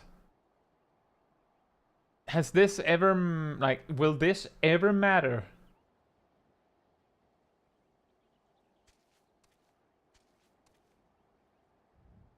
Will this ever matter? When can this matter? You have Thunderhead. your state runs out, you reapply Thunder. You have Polyglot, your state runs out, you use Xenoglossy. You use Scathe. They need to explain Enochian better? What do you mean? How? Like, in what way?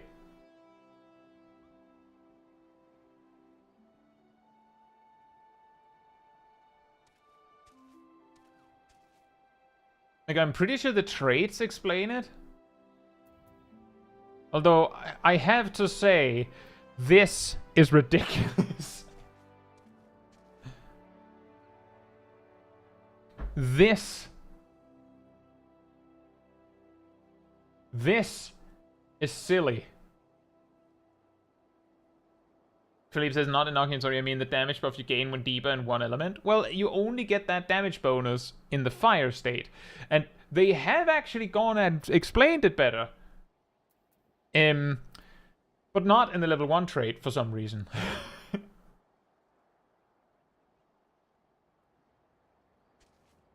They better remember that.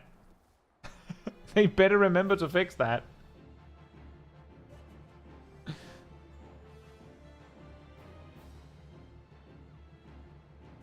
Phil says, I mean, Enochian nowadays is effectively, if you drop your timer, literally everything else drops with it. Kind of, except you still have Thunderhead, and if you had any polyglots, you keep those. And yet, like, if you ever want to compare potencies from Black Mage to any other job, you have to take the, like, let's say it's a fire spell, then you have to take the potency of the fire spell, then multiply that by 1.3, then multiply that by 1.8, and then multiply it by 1.3 again. Which means that a 100 potency fire spell would do 304 potency worth of damage from a Black Mage. Like, actually, Fire 3 is like 930 or 940 potency, just quick maths, compared to Ninja Spinning Edge, which is 220. And the reason why I'm saying Ninja is because Ninja does not have any, like, passive damage bonuses, just running, that you have to add. Yeah, just Fire 3 just does a ludicrous amount of damage per cast.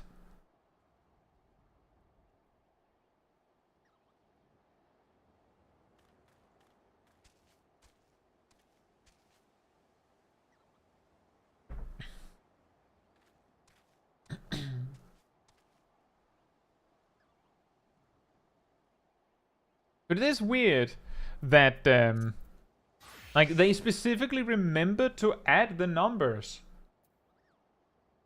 on Aspect Mastery 2 and 3, but for some reason, number 1 is missing the, it does 40% more damage. They're also missing the part where, while in Umbral Ice, fire spells are free. Like, it should say why it should say,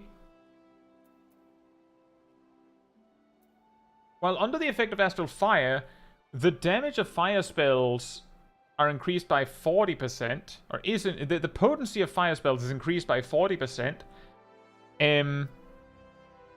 comma, the cost of casting fire spells is doubled, MP recovery is reduced to 0, and the potency of ice spells is reduced by 10%.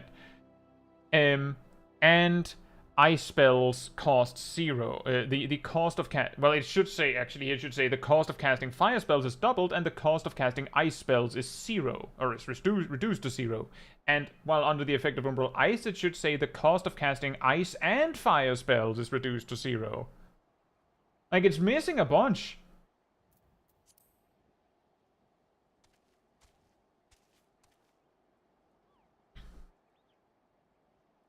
Just add potencies under effects in the Black Mage tooltips.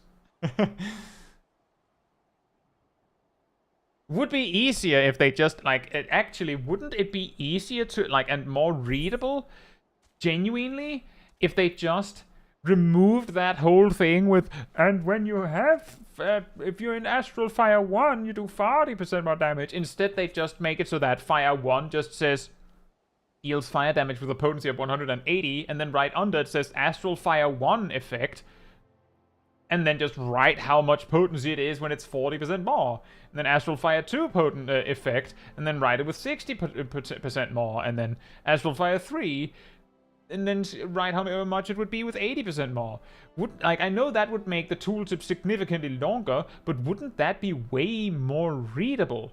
You just look at, like, you don't have to look at this and then go, okay, well, how much was it? Ah, right, 80%. You know what I mean? It's a little weird. You shouldn't need a spreadsheet to understand your damage. No, but apparently mages are like that.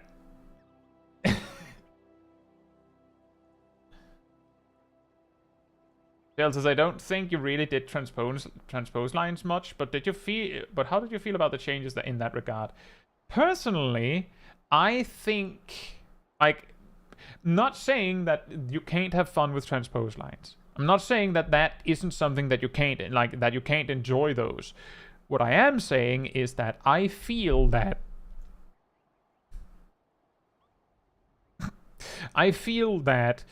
having a rotation that is actually optimal, where the entire premise is that you never use a spell like Blizzard 4, which is clearly like a core spell in your arsenal. I feel like that's an anomaly. Like, that shouldn't happen. In the same way that I think that it is absurd that Monk could ever have a rotation where spamming Dragon Kick is optimal. Like, that's clearly a mistake. It's just that some players got so attached to this non-standard rotation that they don't really care that the entire premise of avoiding Blizzard 4 is kind of an anomaly. They had fun with it, and that's okay. I'm just saying that I feel like that's wrong. Like, that it shouldn't be like that. And you could argue, well, even now you're not using Blizzard 1. And that's true. Blizzard 1 should upgrade into Blizzard 4, I guess.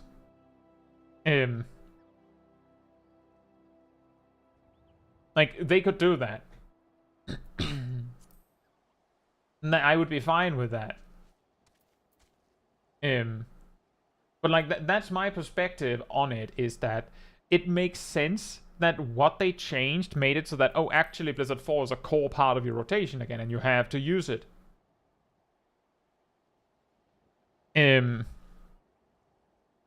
But I don't think that there was a problem in transpose lines existing. I just feel that it makes more sense if Blizzard 4 is a part of that story. And the funny thing is that every time people come up with like, oh, no, it's fine, we can fix it, all they have to do is make it so that you can use any spell to recover MP while in Umbral Ice, and make it so that you don't have to get exactly 6 Astral Soul stacks. What they're basically saying is, I want to not use Blizzard 4. Without saying, I want to not use Blizzard 4. Because if you could recover MP with any spell in Umbral Ice, then you could just go Blizzard 3 Thunder. Or Blizzard 3 Xenoglossy. And if you don't need 6 Astral Soul stacks, then you can get away with going into Astral Fire without Umbral Hearts. And then you don't need Blizzard 4 anymore. Like, those two changes is like, oh, can we have Ice Paradox back and also make that recover MP? And also, can we have it so that we don't need to cast specifically 6 Fire Force? Like, those two are also two, like, again, two changes that incidentally would make it so that Blizzard 4 is no longer a part of the rotation again. Like, every time I've heard this argument, it has been like, it's not one thing, it's two things. It's usually something with Astral Soul, or something with Ice Paradox, or make it so all spells recover MP in Umbral Ice. And it's very clear that it's because they don't want to use Blizzard 4. Because non-standard Black Mage does not use Blizzard 4. Yeah, the way that it worked, in broad strokes, the way that non-standard Black Mage worked is that when you were low on MP, you would dip into Ice, but you would mainly be in Ice by using like Transpose to enter and Ice Paradox to increase your Umbral Ice state, and then like use things like Xenoglossy instead of the garbage ice spells like Blizzard 3 that does kind of whatever damage. And then you would just exit again with Transpose. And instead of having 3 Umbral Hearts so you can cast Fire 4 6 times, you would find a way to cast Fire 4 like 4 or 5 times instead, and that was fine. But when the game then goes, well, you need to cast 6 of them to use Flare Star, it means that now you have to have enough for 6. Like, you have to. Kevin's a serious question. What do you do after you complete the MSQ? You unlock the... Well, what you can do if you want to progress further on your main job is you can progress various optional stories. You can unlock the optional dungeons so that you can unlock Expert Roulette. You can unlock extreme encounters when the raids come out. You can do those. If you want to level other jobs, you can do that. Like it's a lot more like a little bit more sandboxy in that you can do whatever you want once you've completed the MSQ. Momoka says, in my opinion, we should have more non-standard rotations that are viable, letting players get creative. See, the thing is, Momoka, and I agree wholeheartedly with that, the problem is that if you actually go in and research non-standard Black Mage from level 90, you'll find that, like, nearly all of it boils down to, and you don't use Blizzard 4. Which means that, while I perfectly agree with we should have more space to be creative with the rotation, because of how rigid Black Mage is, the only way you can be creative with it is in how many Fire Falls you cast, and casting less of them is easier. Which is why requiring you to cast 6 makes the job harder. And the only other wiggle room is, well, maybe I don't have to cast Blizzard 4. Maybe I don't need Umbral Hearts. Like, Black Mage is not the right job for this task. Because it's too strict. It has become too strict, you could say, but ultimately it was in the cards. There wasn't very many places you could have taken it.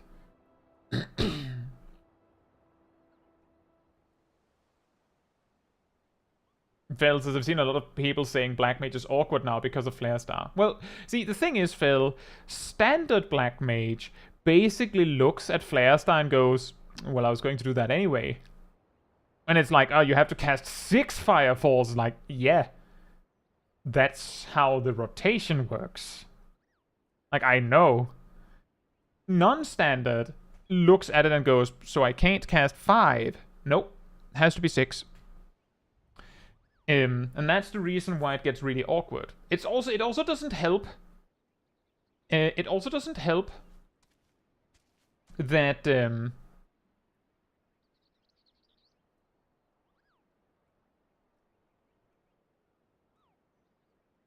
that like sometimes you just don't have time to cast 6 of them.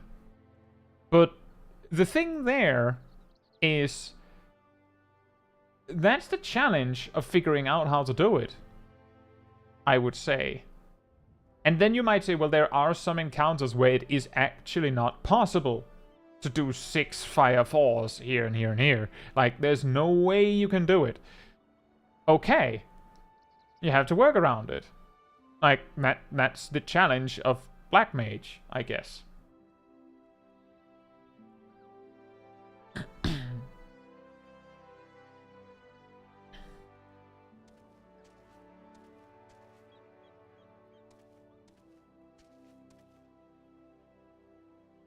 And that's also true, Momoka, but then again, at least you have Despair to close out your fire phase with. Like, I'm just saying, when you're saying it doesn't feel great not being able to close out fire phase early when a boss phase is ending, yeah? Yeah, oh man. It's just the worst. I hate it. I hate it when, like, I click Reawaken, and then the boss becomes untargetable just before I can click Ouroboros, and then the boss is just gone for 30 seconds, and then I lose my big damage button. And that really sucks. Like, I'm not trying to be unreasonable here. I'm specifically saying, yeah, the Black Mage, like, looping rotation is really long. And sometimes you just won't reach the big finale. It's just that Black Mage has been used to being able to just, like, skip to the end and use Despair for years. Like, but I'm just saying that it's the same as complaining about as any other job that you don't get to click your big finisher. Like a red mage in the middle of their melee combo and they don't get to click resolution because the boss disappeared too early. Like, the problem for black mage is that because they're always doing this, randomly they'll be halfway in their fire phase and then the boss disappears. But that's also the same as a dragoon being like halfway through their Heaven's Thrust combo and the boss disappears. It's not nearly as impactful, but it's the same idea. It's just that the black mage rotation is really long. So, like, I get it. I get it that it's annoying. Join the club, right? Like, join the queue to complain about that.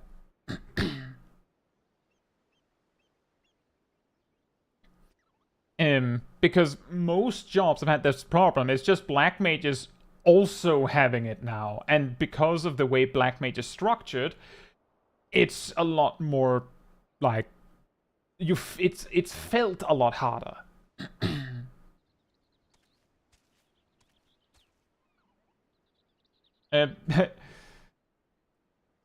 Gasoline, don't get too mean with each other. You know you don't mean it like that.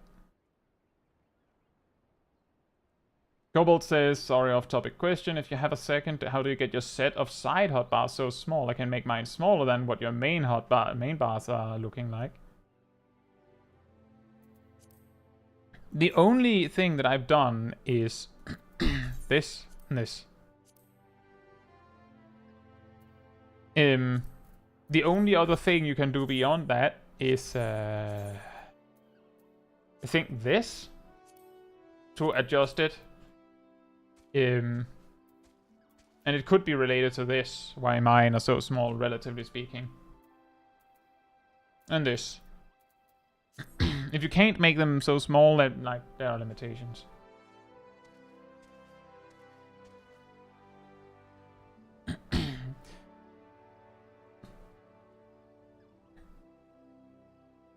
You're welcome. But yeah, Ymir, the logic is sometimes balance makes it so that the rotation doesn't make sense. That's the logic. Like, that's the reason why sometimes the game will give you the ability to have a resource. You look at it and go, why would I do that? Like, imagine. Let me pose an example that is a little simpler. Imagine they made the rework on Ninja, right? But instead of making these Kazematoi bonuses from Armor Crush, that's these, make Aeolian Edge do 100 more potency, they make it so that it does 10 more potency. 10. Then you would never have any reason to use Aeolian Edge. Ever. Because as it stands right now, at least at level 90, Aeolian Edge is 380 from the rear, Armor Crush is 400 from the flank, and Aeolian Edge with Kazematoi, if it was only 10, would have been 390 So you would be generating this resource, but why would you ever spend it? Like, the only time you would spend it is if you couldn't reach the flank. So like you'd settle for a 390 potency Aeolian Edge. But because Kazematori is 100 potency, the story is a little different, because that means Aeolian Edge is 480 from the rear. It's 420. Nice. From anywhere but the rear. So like even without getting the positional correct, Aeolian Edge is still better than Armor Crush if you have the stacks. But that's the idea, is that sometimes the game will give you a resource, but not actually reward you substantially for using it. And it turned out, and that was basically the logic of non-standard Black Mage, is that they discovered that Blizzard 4 being 310 potency, right, is so bad, so incredibly garbage, that if they could avoid using Blizzard 4 for any cost, any price, no price was too great to avoid cast. Okay, maybe the price of having to cast Scathe would be too great, but beyond that, if they could avoid having to, like, if they could make it so they never had to cast Blizzard 4, the average potency of all of their spells would increase. If that was possible, and it turned out that the answer is yes, welcome to non-standard Black Mage.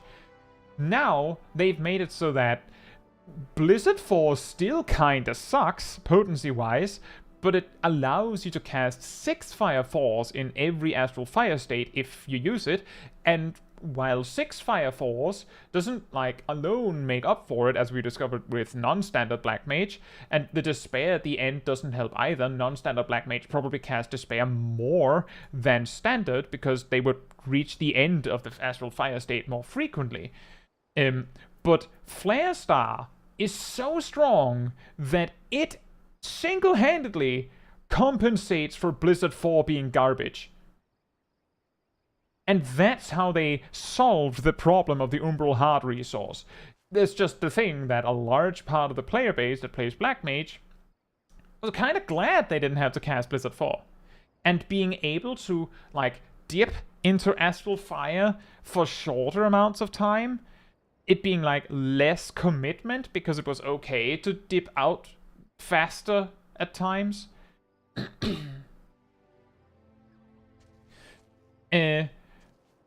Then it didn't feel as big a commitment. And yeah, they also made it so that you have to cast 2 ice spells. That, of course, also helps Blizzard 4's case, is that Blizzard 4 is the least garbage of the ice spells. Like, they basically, Blizzard 4 is that kid out on the playground that no one wants to play with, and then the teacher comes and goes, you have to play with Blizzard 4. At least a little bit. And if you do, you also get to play with Flare Star, which is like the cool kid that everyone wants to play with. Sometimes. He's a little clingy. Where's Scathe on the playground? He stayed at home. He knew there was no point. It's like the motif spells. Yeah, in a way. You're like, no one's complaining about motif spells sucking, but they absolutely do.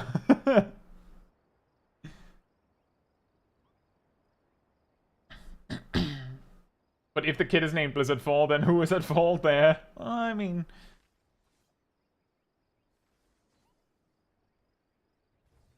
the Scathe twins.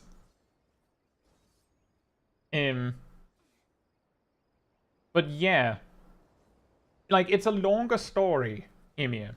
It's a longer story, but the essence of it all is that sometimes the game is balanced in a weird way, so a resource you're offered doesn't make any sense.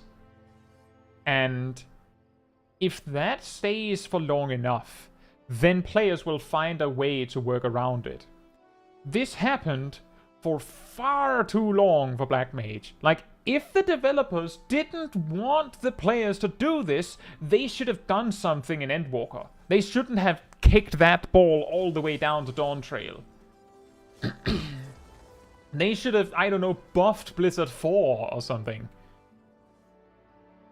If they insist, like, if they then flip it and go, now you have to use Blizzard 4 in Dawntrail, they, this is something I'm just thinking about now, but honestly, if they insist this badly that you use Blizzard 4 now, they should have nipped this in the bud the instant they as much as sniffed the possibility of non-standard Black Mage. They should have immediately gone, nope, we're not having that.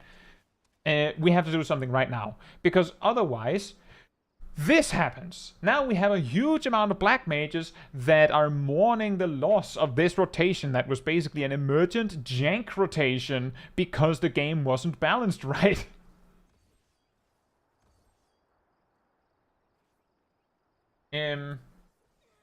Also, hey, Wraith Indian. Hope you're doing well. We're kind of talking about the idea of non-standard going away. Only Xenogloss is allowed in buff. Only Xenogloss is allowed buffs. That's even funnier.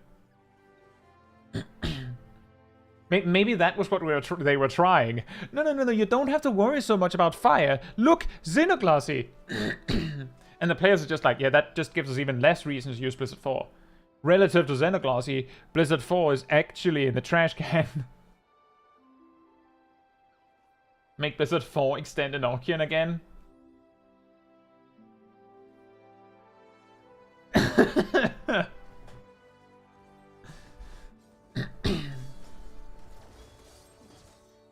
They should make Xenoglossy glossier. Yeah. What they should actually do is they should rework Xenoglossy to, instead of be like that big purple flash of light, it should just show Xeno with a really glossy top. Just a picture of him.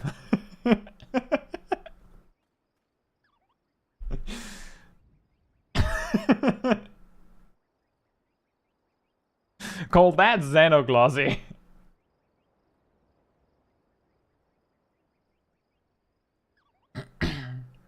Make Umbral Hearts buff Paradox?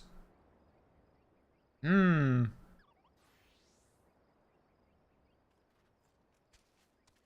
Umbral Hearts buff Paradox? I mean, that could work.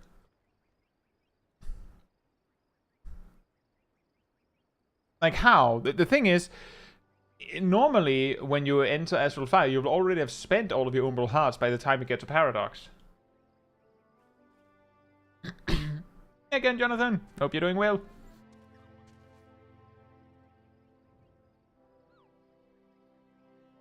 What do you mean by apply 3D?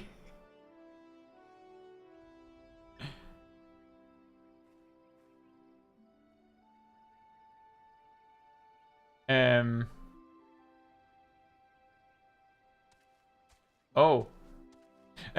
Ymir, I think what Gazel is talking about is like...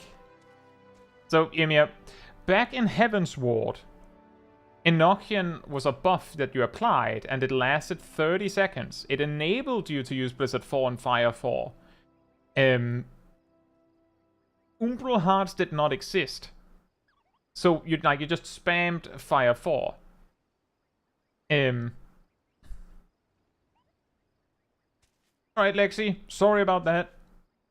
I don't know if we can rush to that. I've spent a lot of time talking, but it's also been a while since we had tea time.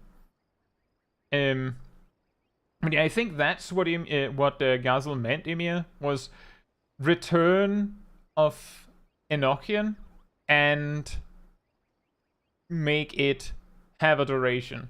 Like, return it as a buff and make Blizzard 4 extend that, which would be really weird. And good point, Lexi. I should get back to that. Is Vieck still here? Or did we talk Viex to sleep? I believe it was 6 seconds short on Michio. But yeah, same idea.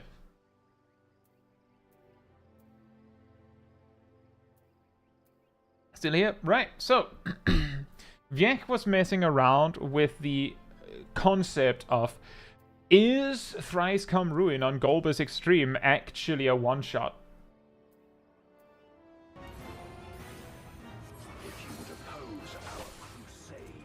And it turns out the answer is no, but not really.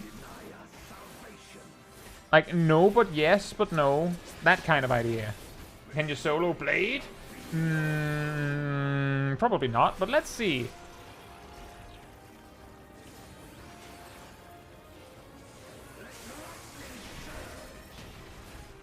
Let lightning surge!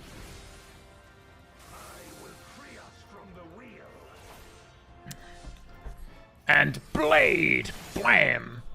And a blade!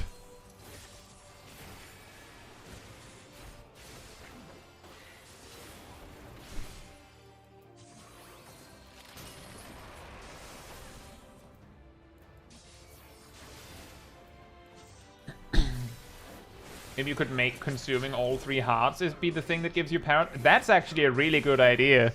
But I think people would just be even more mad if that's how it worked. Because they'd feel like they're even more like forced into doing it.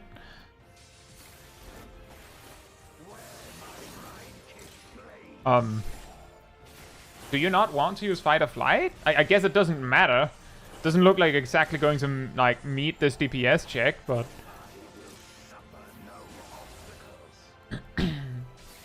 yeah, true, Phil. Like, it does at this point. It doesn't matter about giving you a quote-unquote better reason to like get Umbral Hearts. People get mad just all the same. Like, the problem isn't like we don't need a reason to use Paradox. We need a reason to use Blizzard 4. I just want to say, if they made it so that you had to spend 3 Umbral Hearts to get Paradox, it wouldn't change anything for Black Mage. Like, standard Black Mage. It would just mean that you have to do Fire 4 3 times before you can do Paradox. And some players have gotten very happy with being able to do Fire 4, Paradox, Fire 4, Fire 3, Fire 4, Despair, Flare Star. And they wouldn't be able to do that.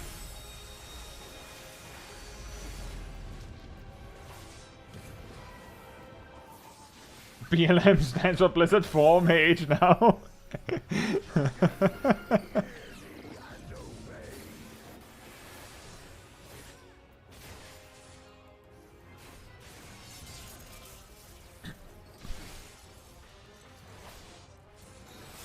One, 2, and wait, what?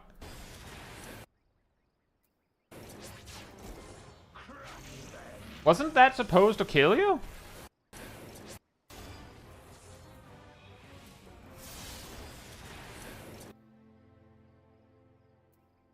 Nah, that's a lot of defensive cooldowns.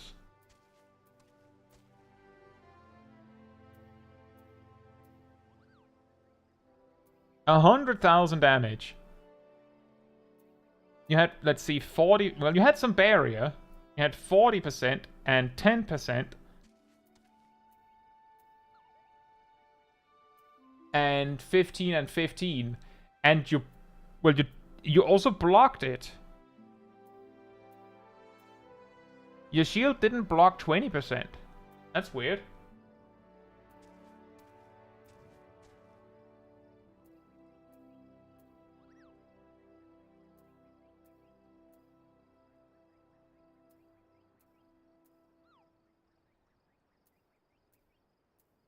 It's actually weird, Phil. Just want to add this last thing. Because some of the non-standard Black Mage mains that I've like heard from, well, at least one that has played non-standard quite a lot said non-standard Black Mage is actually easier than standard Black Mage once you learn it. Because it's a lot more forgiving. It's just that learning it is like a lot of spreadsheets.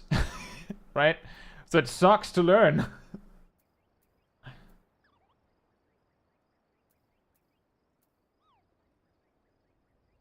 That's amazing. I actually expected you to die there. However, the problem here is you don't have the damage. You like, you don't have the DPS to actually kill him now. But this does leave the door open for the possibilities that maybe you can two-man. Well, that depends on whether you can survive this.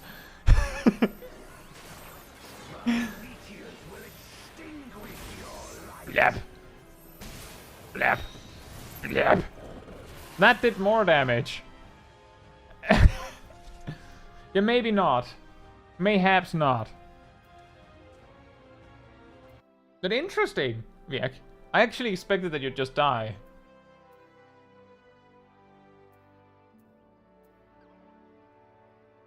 Soul shields from level 90 onwards would still have a block value of and never change even at level 1. Wait, is that true? Is that real?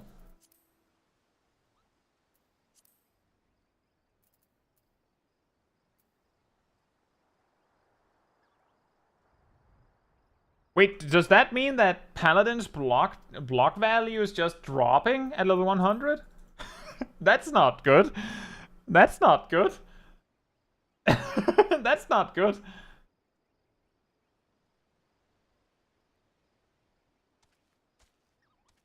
Is there anything you can think of that would make Scathe worth having on the hotbar? Either to Black Mage or combat mechanics? If Scathe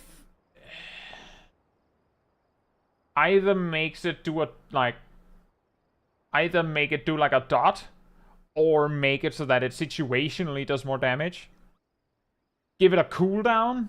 Give it a cooldown, and make its damage like so-so. And when I mean so-so, it would work. Like, I think it would be passable as like a movement option if you made it like 400 unexpected potency. That's significantly less than Paradox. But it's something. They could all, like, if you made it 400, you could even make it so that it extends whatever state you're in by 5 seconds or something. So you can use it to just, like, go, and then just, like, stretch yourself slightly more if there's something wrong. That would be a way to make Scathe viable, situationally. And I'm pretty sure that's the point of Scathe, is that it's situationally viable. They could also make it so that Scathe is low-level is the low-level version of Xenoglossy. That could absolutely also work. Anyway, next up, we have Susano, which turns out to be soloable on normal, finally, in Dawntrail.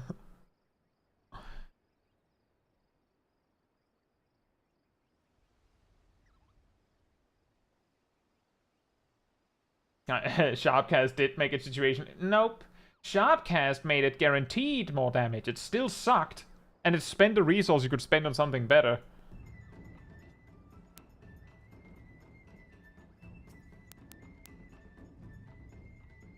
And those who thought that Ninja would be the one to take this trophy home. So the story here is that in Endwalker, it was not possible to solo Susano on normal, even at level 90. With any job, because you couldn't skip his intermission, and his intermission is a guaranteed death if it passes. The only job that could do it was Blue Mage, but if you complete a main quest duty with Blue Mage, it doesn't count. As in, the quest doesn't progress. That way, it doesn't count.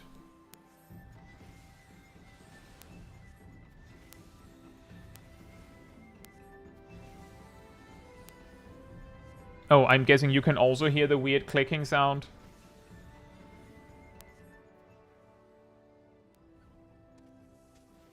It's coming from the video. It's this weird, like, sound. It's coming from the video. It's not your headphones going crazy.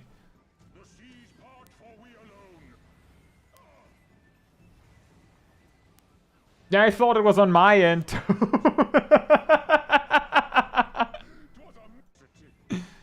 Wait a minute.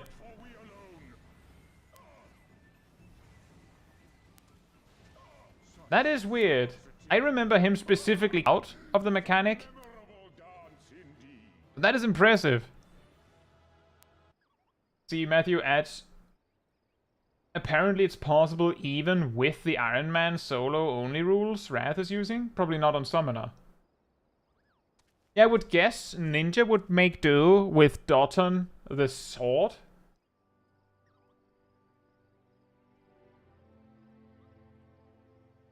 But yeah, with Scathe, I think the way, like, two ways forward would specifically be add the Polyglot mechanic sooner and make Scathe use it.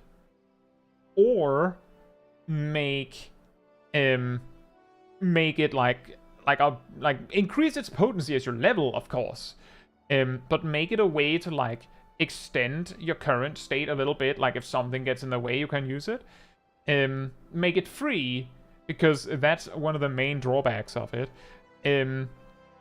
Make its potency consistent, not great enough that you always want to use it on cooldown, but good enough that you don't hate using it. Like, it should be useful in the same way that Scholar's Ruin 2 is. You don't really want to use it if you can help it, but it could be better. Like you could do better, you could do way better than Ruin 2, but you could do way worse than Ruin 2 as well. That's the kind of power Scathe needs.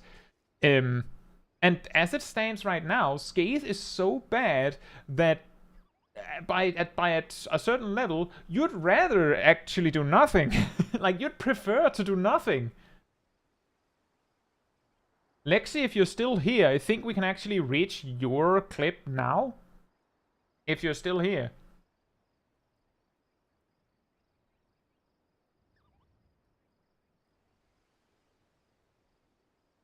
Right, so just saying for those watching that are a little scared of spoilers. Level 93 MSQ dungeon. Level 93, level 94 coming up next. It's just the dungeon with no context provided. So if you care more about, well, I don't know the story behind it, then you're good. No story, it's just the fights. Right? So if you don't want to see it, this is your warning. Flee to the mountain. Actually, don't flee to the mountains. Flee to wherever you want to flee. I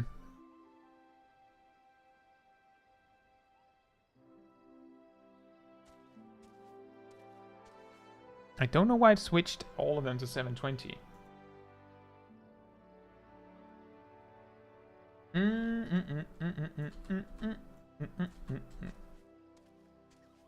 But nice one, Matthew. I was expecting... I was expecting it to take longer. I was expecting it to be done with Ninja first, because people were so focused on Ninja.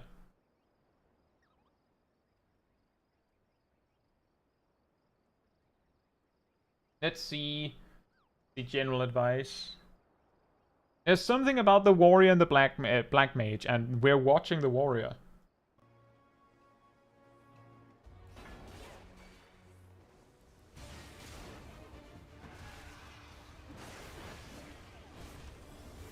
Damage buff is up. Well, it was already up, so you didn't actually need to start with that.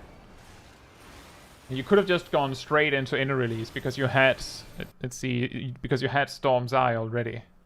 My brain did not at all register this tower appearing, and with the black mage jumping to me, the white mage and samurai died. This is what happened in the 5 minutes that follow. Oh, that sounds like a great start. I'm shocked that your brain didn't pass that there was a giant pillar there.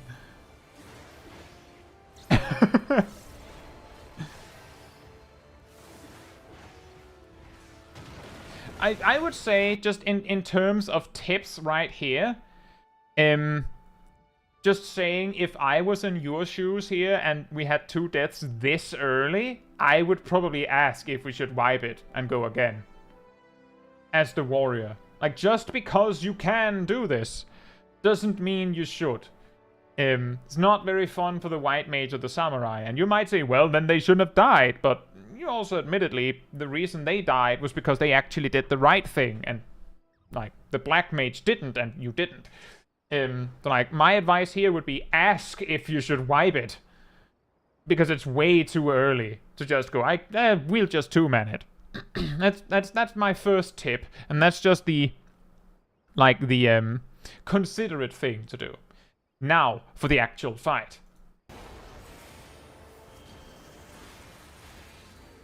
This kind of mechanic is actually way easier if there's only two.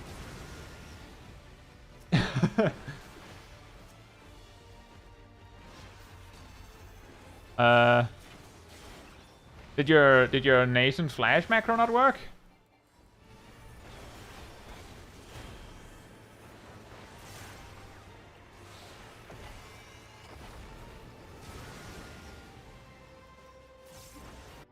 Something to note, this was the Black Mage's first time running this dungeon. I'm impressed by how quickly they picked up mechanics and how well they maintained their rotation despite the difficulties. Yeah. That's a good point.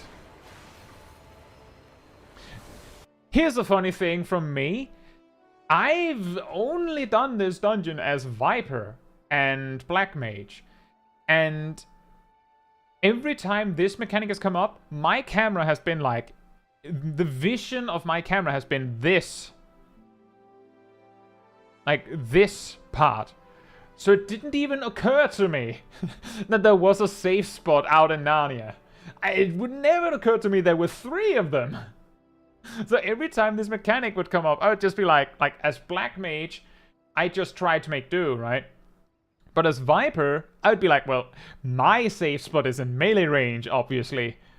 The rest of you will have to figure it out. There's space for me in the tank, so you have to leave. I don't know what you're going to do. Good luck on your journey.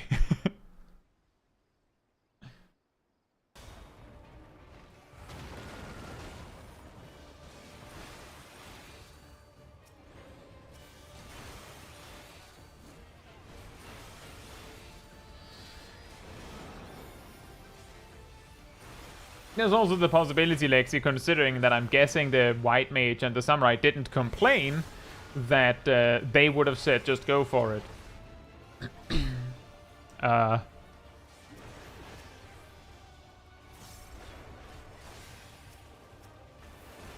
Exactly.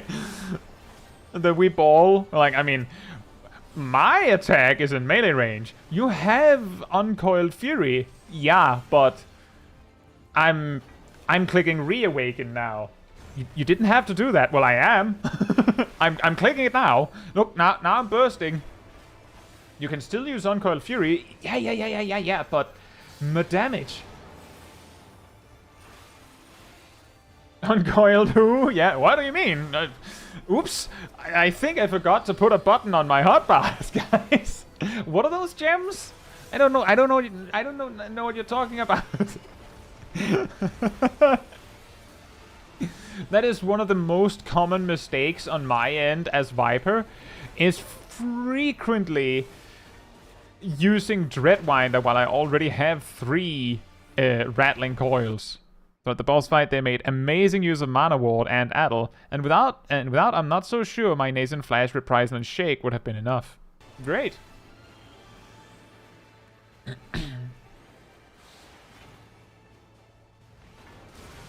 I don't quite know what you mean by that, Fishbread.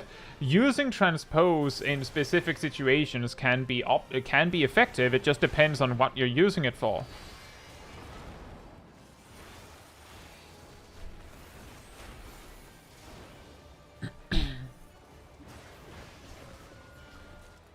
Oh boy.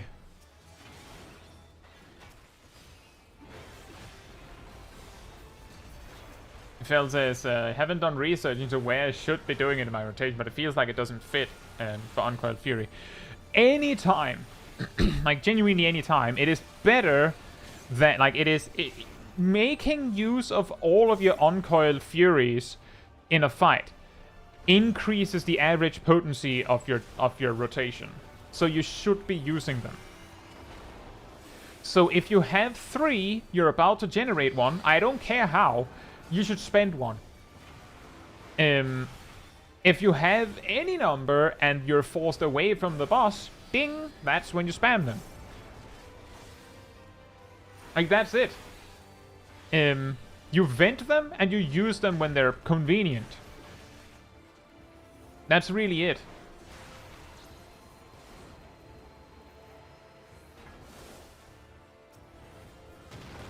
Yeah, what's it? The capstone attack for warrior is that's a primal rend, right?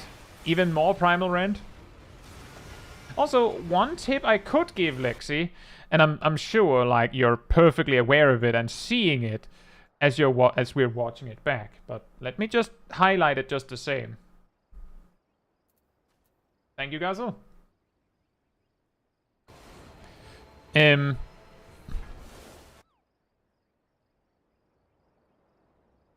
I don't know what your nascent flash macro does, but it doesn't seem to help you.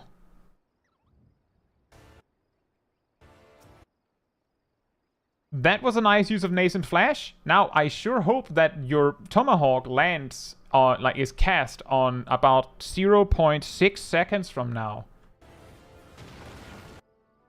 Now it makes no difference that you late weave nascent flash because it took too long.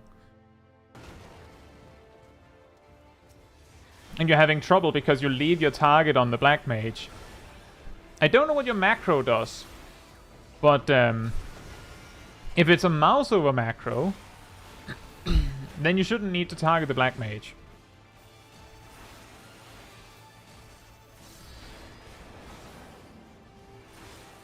It might also be a macro that automatically targets the other tank. But yeah, the fact that you sit there with your GCD ready for a second, or almost two at least, means that the fact that you go to great lengths to late weave it kinda falls flat. It's not a huge deal, the black mage is alive, but you might be losing like 1 GCD in nascent flash healing per time.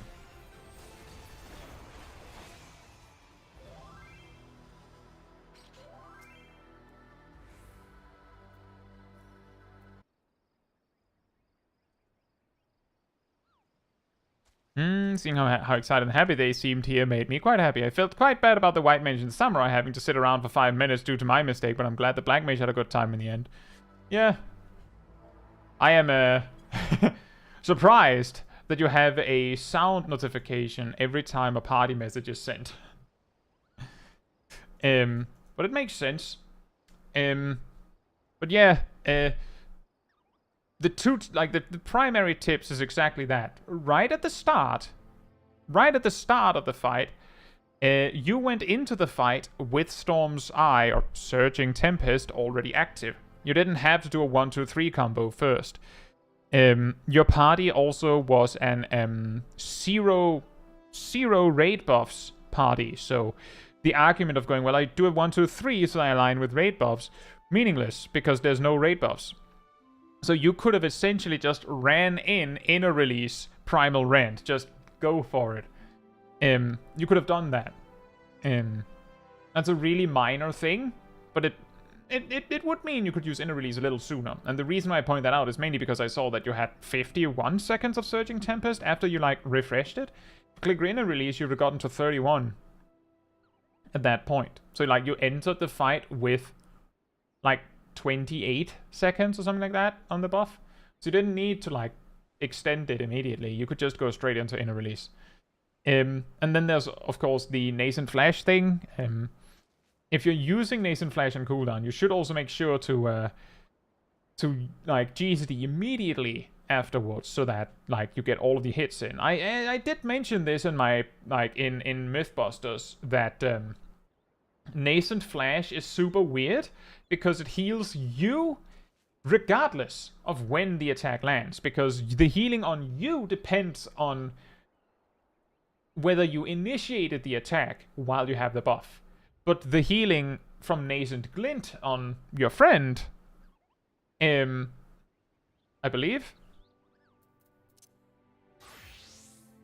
yeah, the nascent glint on the other on the party member heals when you heal, which depends on when the attack lands.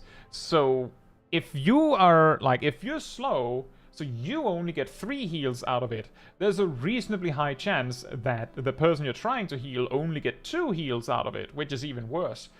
And like you have to use very specific actions for your 4th to make sure that the other person that needs healing gets the healing. And when I say really specific ones, I mean you cannot use combo finishers. They take 30 years to actually land. Decimate is also a bad one. It also takes years. I believe Heavy Swing, Maim, and Fell Cleave are pretty safe. If you want to be sure that the person you're nascent flashing gets all 4 heals. 2 heals is better than nothing. Yeah, but it could have been better, right? Like that's the thing, it could have been better. And that's also a super specific thing. I know that's super specific. Like, I'm not saying you should have gotten 4 heals. I'm mostly saying you could have gotten 3 consistently.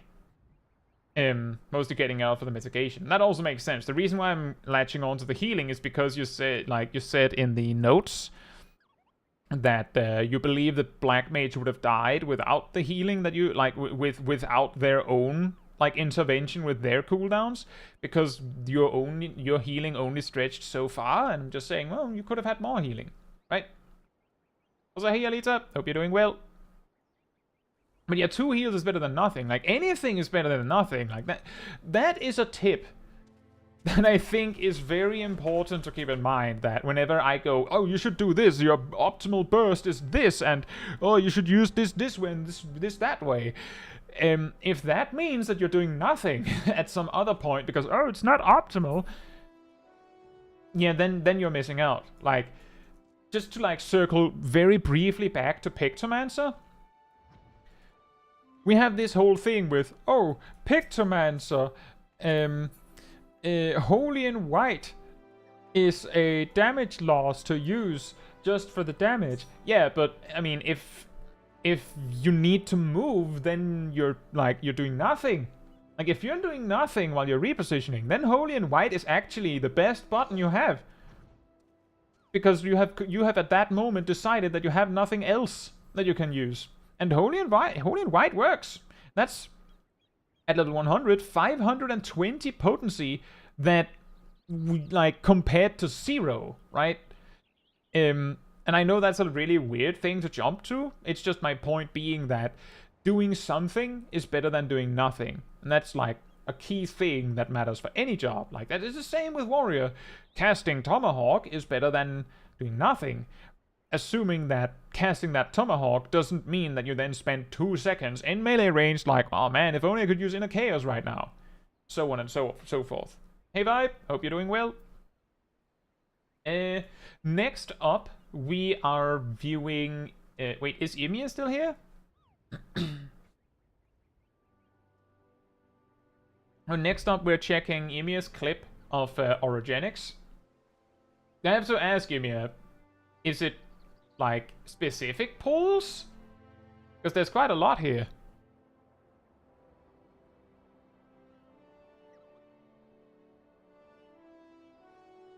And yet it's the level 99 dungeon. For anyone that is trying to avoid spoilers. It's a level 99 dungeon. So if you don't want to see that, that's what we're looking at.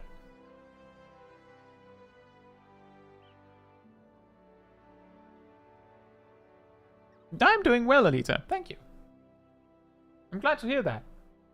I do look forward to whenever someone comes up and goes yeah, I'm enjoying the Dawntrail story, because I see so much of people being mad about it. Basically, before I had finished the MSQ, I was tired of hearing about people being mad about it for this or that reason. And it's okay to not like it. It's okay to not like it. But I like it. I think it was fine. I described it as two almost Disney movies, complete with the first one having a Disney movie style ending with a happy song and dance, and then a teaser for the second one. I'm just saying, I like that. I like that. I enjoyed it. I thought it was funny.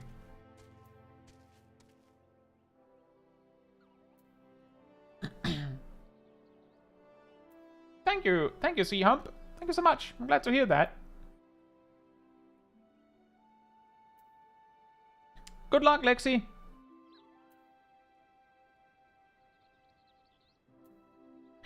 Azizav, I don't like read that much discourse, but as a person who is running a YouTube channel, I still receive people being mad about the MSQ on like in comment sections. Not many.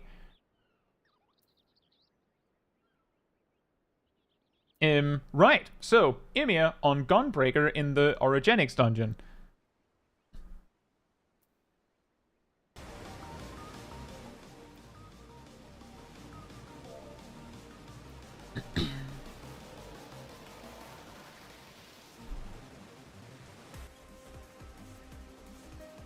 Well,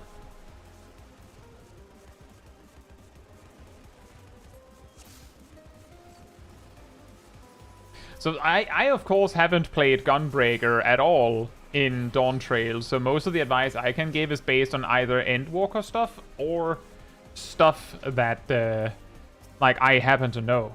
Is the video quality better? It looks pretty nice. Pretty nice. Yep.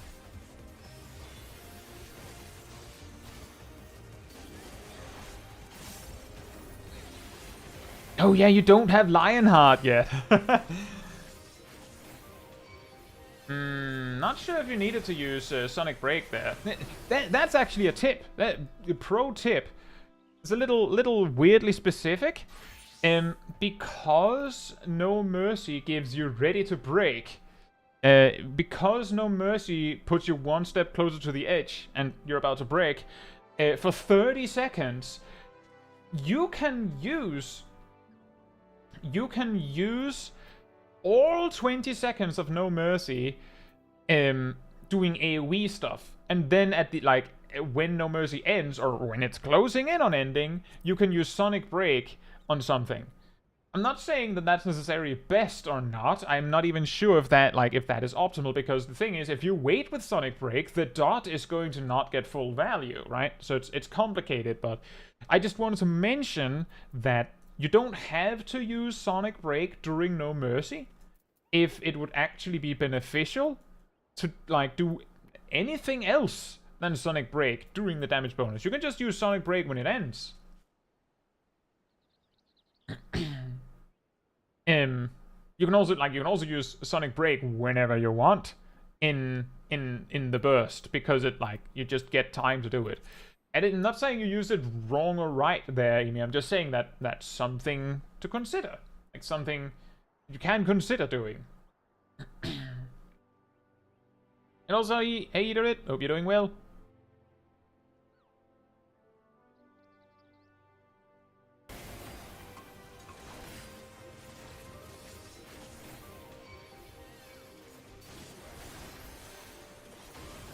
Bronson says, mathematically speaking, Sonic Break will do just as much damage at any point under No Mercy. That's true.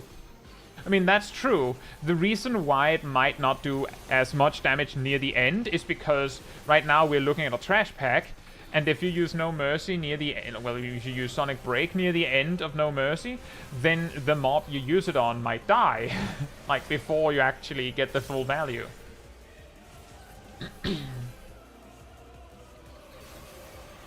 And yeah, the reason why it goes last is because you have a bunch of other cooldowns that you want to get started.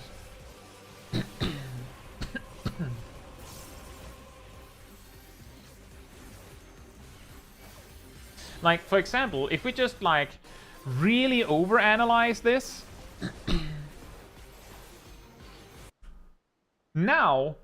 right now...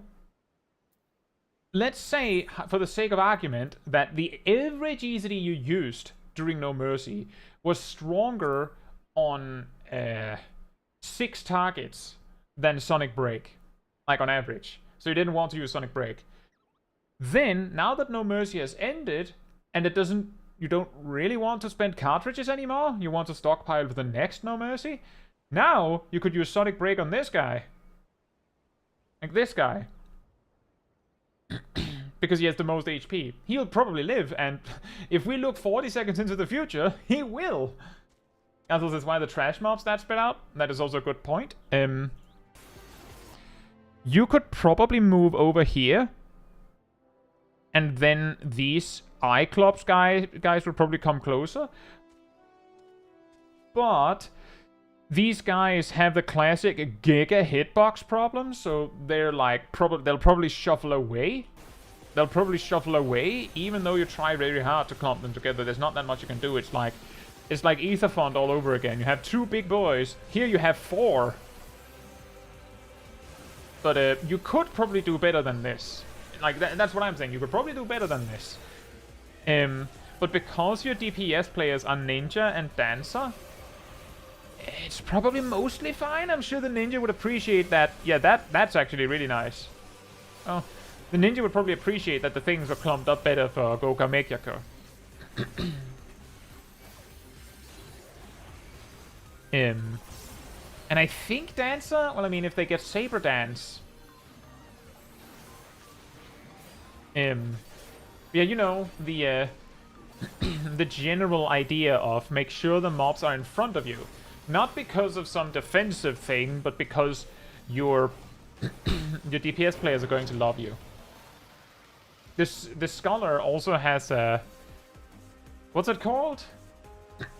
AoE dot?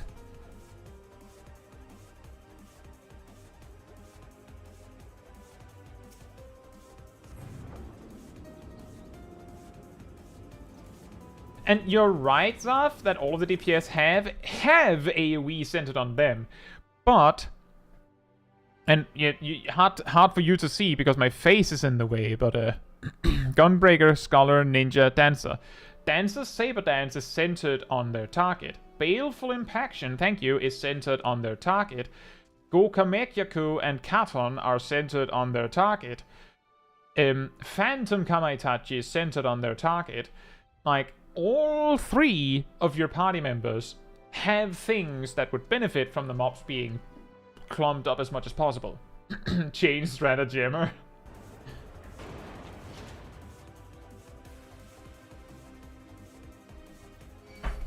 Oh yeah, Raw Intuition, Giraheen.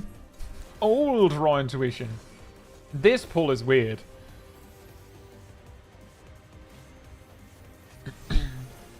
I also had, on the first pull of this dungeon, the one we just went away from a bit ago, my first run there, like as a redo, where I went as Pictomancer, I had a paladin that pulled the first pack, started running, saw the second pack, and then just stopped. So everyone else just looked at the paladin like, are you... Are we pulling that? Or... And then he just started fighting. Like, he just stayed and fought it. And then it took a bit, and then the healer was like, what are you doing? Pull! Kill! He actually said that.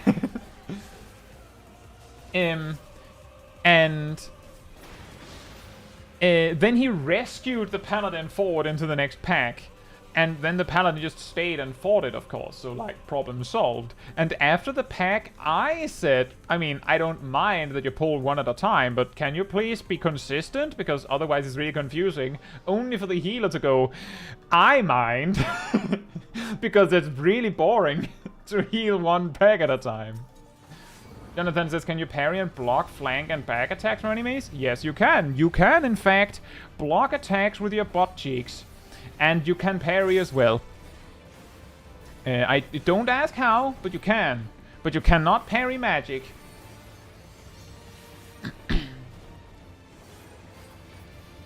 Yeah, I was trying to be nice, like, hey, if you're a little scared, we can you can do single pack. Like, a little shocking that you're scared in level 99 dungeon. Like, how did you get this far? But like, yeah, it's fine to pull one pack at a time. And I'm the Pictomancer. Only for the healer to go, no, Lamau, you better pull big.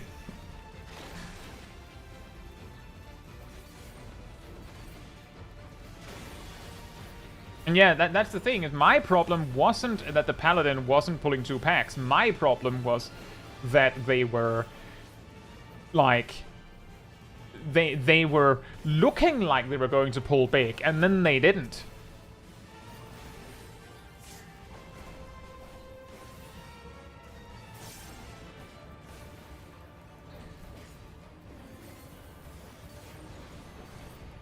Primordial tank, Patrick Star.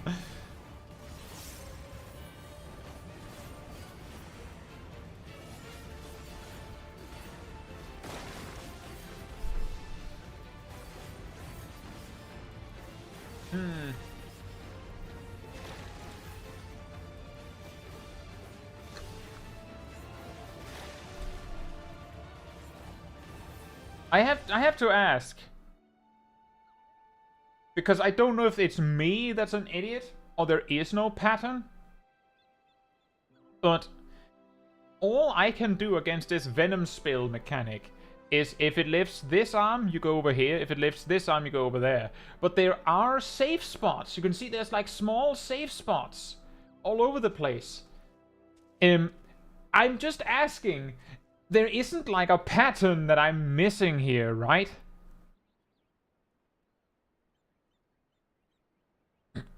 It's just guessing, okay. That's pretty funny.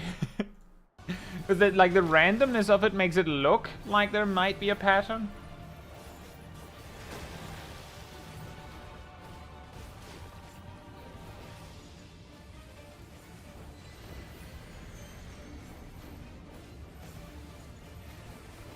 This was just Philia from Home is the Switch. Yeah, it's the same body. Like it's the same. It's just a reskin. That is correct.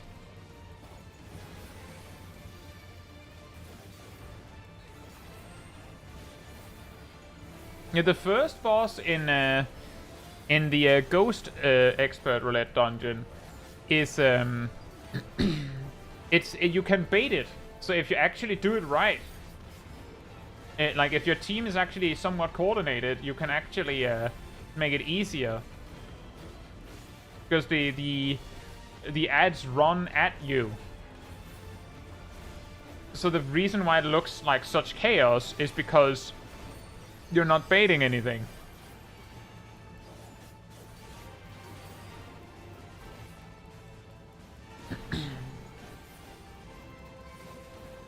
No, I mean, Giraheen, sometimes the randomness actually does, like, hide a pattern.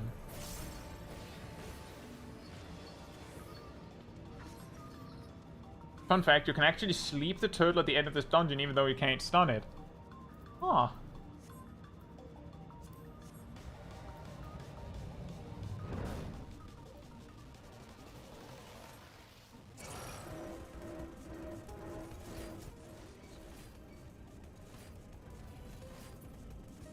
That is quite niche, but it's still pretty funny.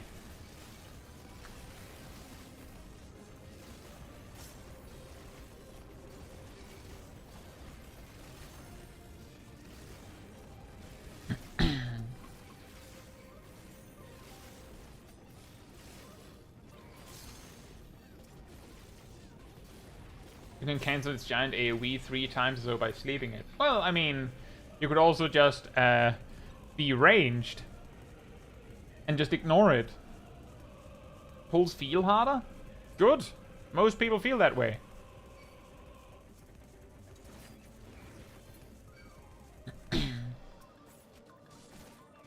I guess maybe if you're the healer, you could use repos. That might be a gain for melee DPS or something.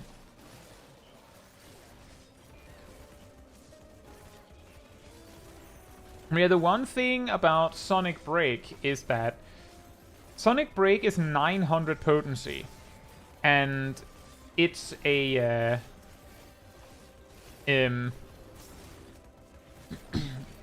choosing to use Sonic Break is choosing to not use something else. And if you instead did Demon Slice or something, it might mean that you can get an extra Faded Circle plus continuation into your burst. That's the reason why it's interesting to talk about whether you should use Sonic Break on an AoE pack. Because at some point, your AoE combo becomes so good that it doesn't matter. Like, you don't want to use Sonic Break. And it gets really awkward, because as the target count drops, if like there's some mobs in the pack that are weaker, you might want to use Sonic Break. And that also circles back to this thing I've talked about in my Running Dungeons Faster video from a while back, is the pull is as long as the last mob. The pull is as long as the last mob. So just because Sonic Break is a general DPS loss to use because you could have done something that did more AoE damage, putting a Sonic Break on the tankiest mob might lead to the pack at large dying faster. Especially because some jobs AoE better. For example, Scholar and basically all healers, their AoE damage scales exceptionally well compared to their single target damage, which doesn't. Their AoE damage ramps up way better than most other jobs relative to their single target damage. So, a Gunbreaker is gains less by AoEing for longer than a Scholar might, relatively speaking. When you want another continuation button near burst strike for you to click. That could be nice, maybe. That would make it if you could have continuation between Bow Shock and Double Down, then Faded Circle, you could reach. That might help. I don't have space. You have exactly one. You have exactly one space. Maybe you don't want to use it, because maybe you want LB on that button. Oh, this is where the mechanic gets weird. Oh, you are on the right spot.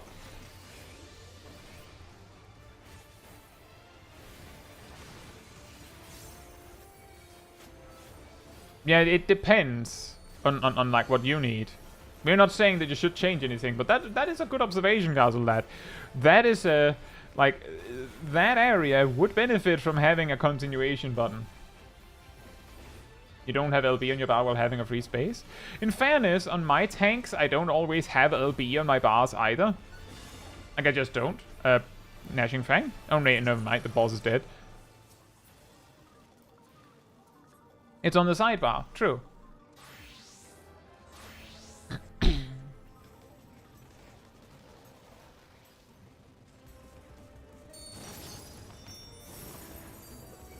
I usually just keep, I usually put tank LB on my bars if I need it. And you might say, hey, but what if you suddenly need it unexpectedly? Well, that usually doesn't happen. I'll usually fix it beforehand if we go into combat that is, into a duty that is difficult enough to warrant that kind of care. But the reason why I don't have LB on my tank bars, all the time, is simply because tank LB has no cast time. Meaning that if you accidentally press it, you just fat finger your LB, then you look very stupid. Whereas even healer LB, you can at least cancel it. Oh yeah, you can pull it with a turtle. Woohoo, turtle! Turtle power! There's the Techno Turtle. There's a helmet on.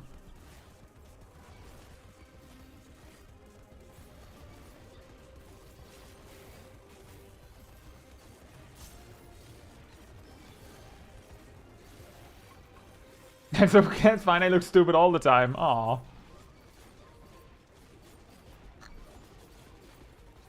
The spinny boy. Turtle copter goes swar, swar, swar. Really fast.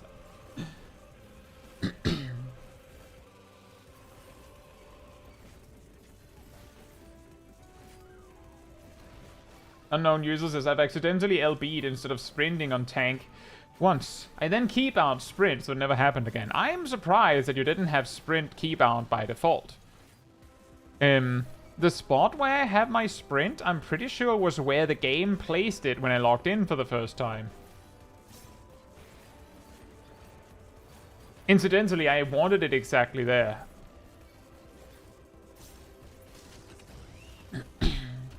You could have used Heart of Corundum there if you knew you were going to eat that hit.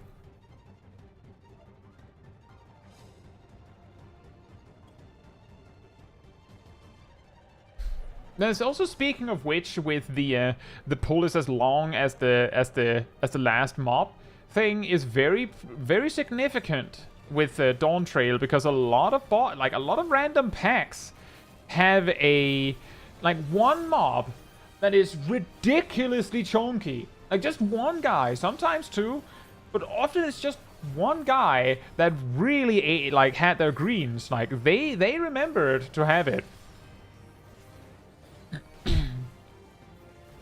Whereas the rest just die under the pressure, like easily. Which does mean that Gnashing Fang combo?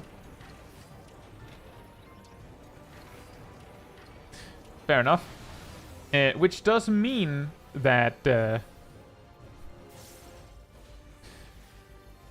that actually focusing a little heavier on the chunky boy is great.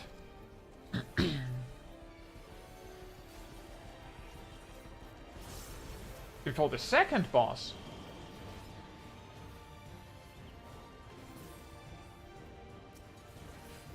How about the one before the third boss, Phil? That weird pack.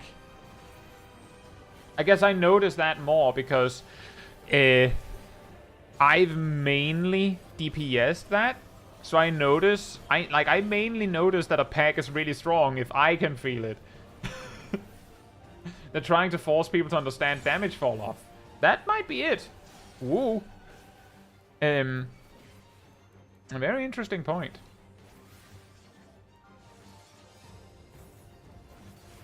There's also the part that some jobs have their AoE capacity hasn't been able to keep up with their single target capacity. Dark Knights at level 100 use their Stalwart Soul combo on 3 targets now. Where they used to do it on 2.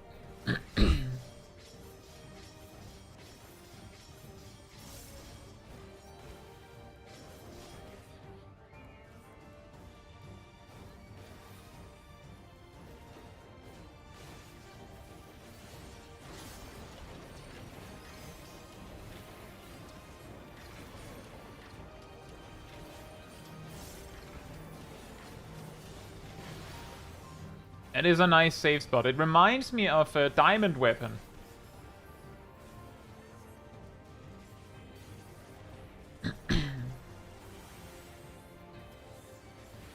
Gazel says, I will still use Unleash on 2 so that I don't suddenly lose aggro.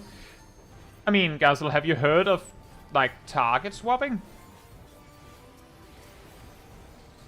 You just hard slash, tap, Siphon Strike, tap, Soul Eater.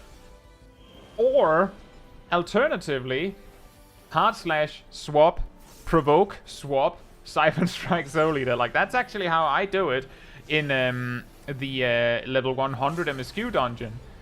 Is when there is that pack where you have to fight 2 mobs, I taunt one and then I focus the other one. And then I just hope everyone's focusing that one. It's not that it matters, but there's really, very little benefit to leaving both alive when there's only 2.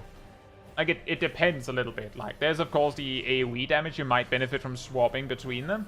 When I'm playing Viper, I actually just focus one and hope no one's attacking mine, so that I get maximum value out of my Noxious Nash.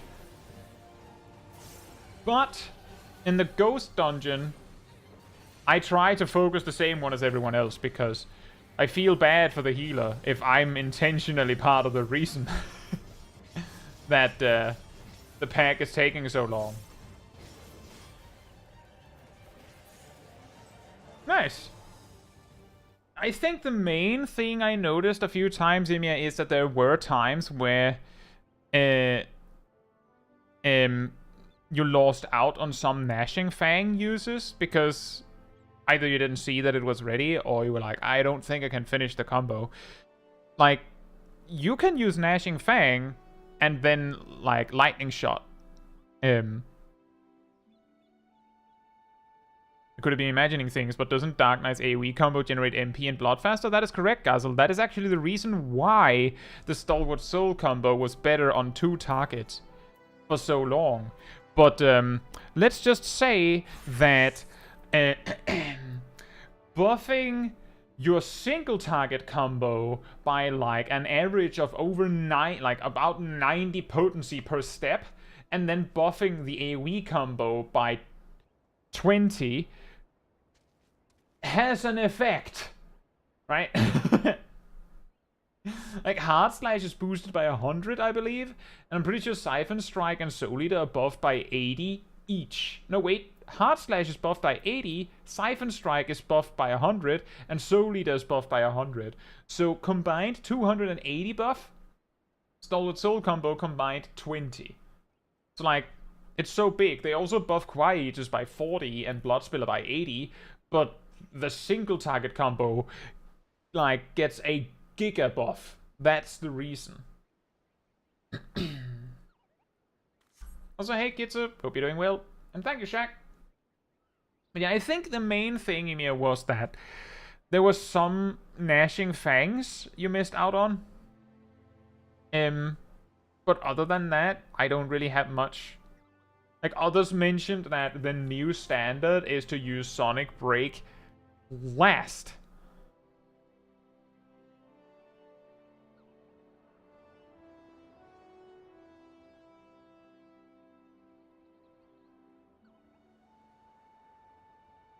But like, it's not something that matters, right? Not significantly. It's just because Sonic Break doesn't have a cooldown, using everything with a cooldown first is beneficial. The only difference this makes is that you use Gnashing Fang, then Double Down, then Sonic Break, instead of Gnashing Fang, Sonic Break, Double Down. Because then you get both Gnashing Fang and Double Down on cooldown. Sonic Break doesn't care. Burst Strike doesn't care either, so like, whatever, right? You could do that whenever as well.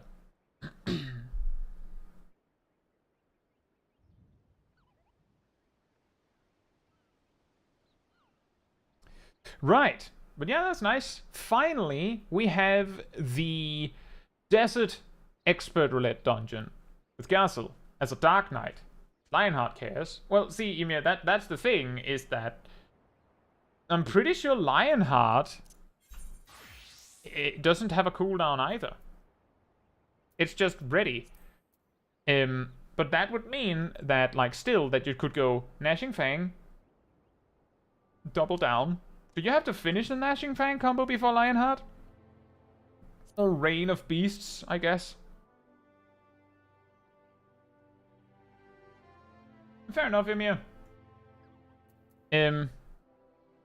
But yeah, if Lionheart cares, then you have to do Gnashing Fang, Double Down, and then finish the Gnashing Fang combo, and then do the Lionheart combo, and then Sonic Break. And you might be saying, but then Sonic Break might miss buffs. Yeah, but Lionheart does more damage. So it's more important that Lionheart lands within buffs than Sonic Break. Like, if the choice is, but what if Sonic Break misses buffs? Sonic Break will go right after Lionheart. Which means that if you put Sonic Break before the Lionheart combo, then Lionheart will miss buffs, and Lionheart does 300 more potency than Sonic Break. So, like, if those are the two you're choosing between, then you have a problem.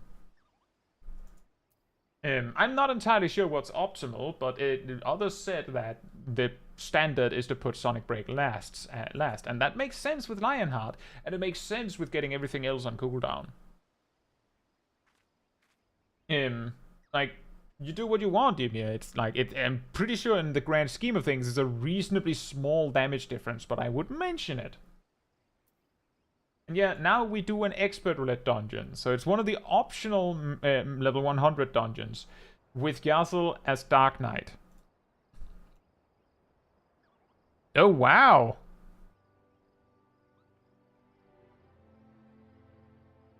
Still no sound, though. See you, Ymir.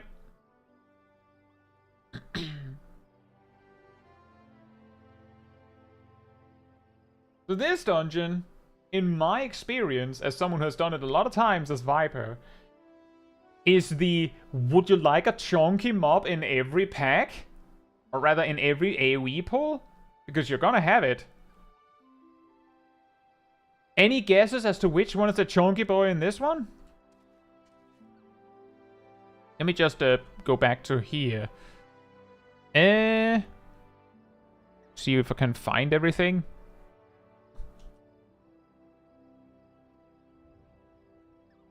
TBN? Shadowed Vigil?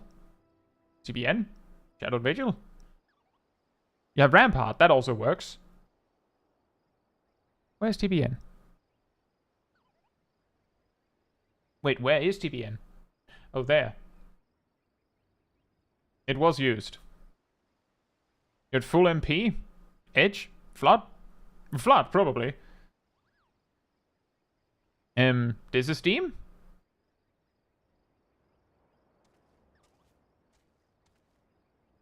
You have no defensive cooldown running. Did you use Reprisal? Nope. You could have used Reprisal here.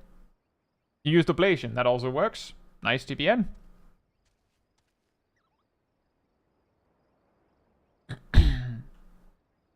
Flood?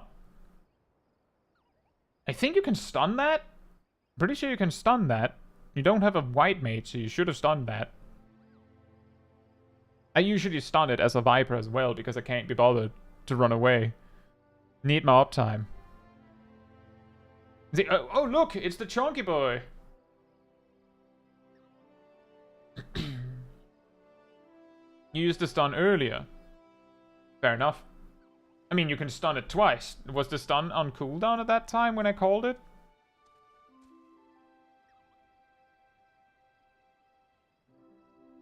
You stunned it there?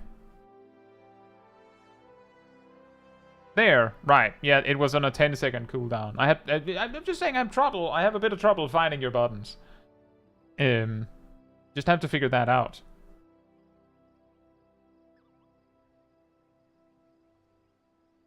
Was that 2 uses of Delirium?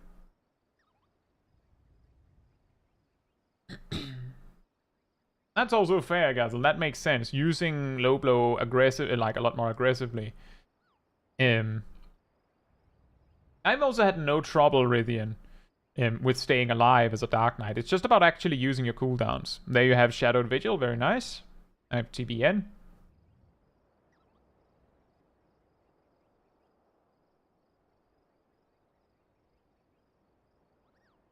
Does the new Delirium combo feel as satisfactory to use as the animation makes it seem like? The thing I hate about the new combo is that you basically never get to see it. Because you're always interrupting the animation of it. Or using something else. Like, I think it looks awesome. But you're basically using, like, Shadowbringer and Edge of Shadow and stuff on every GCD during it. So you don't get to see it. So, like, what I'm saying is it looks great. I wish I could see it. If you're asking if it looks as satisfying as the animation makes it seem like, I want you to know that it also shakes your screen. It shakes your screen when you use it. Not a lot of attacks do that, as far as I know. Full skill speed Viper? That sounds weird, Momoka. Why? Why? Why? Right, so the bosses in this dungeon are actually pretty difficult for some players, so maybe we should take a moment to actually focus on that. It seems like you're pretty fine on the defensive cooldowns, Gazel.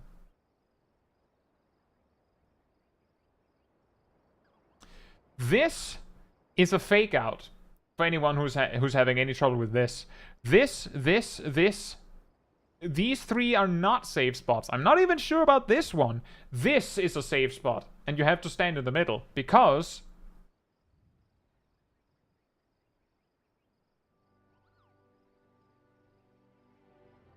again, you might be able to find a pixel of safety, but you should aim for the big open spaces because otherwise that happens.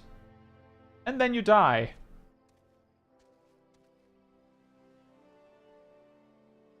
It's really unfair because he can kill you outright if you get it wrong the first time.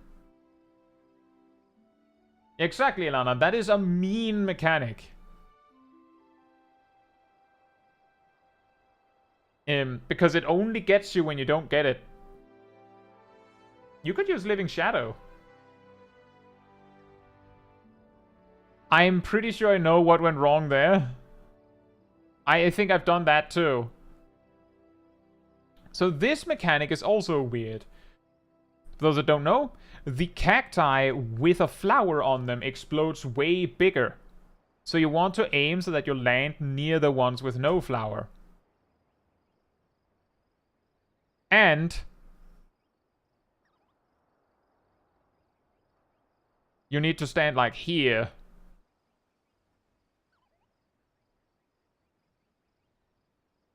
I mean, that technically also kind of almost worked, because you just got tossed into the edge.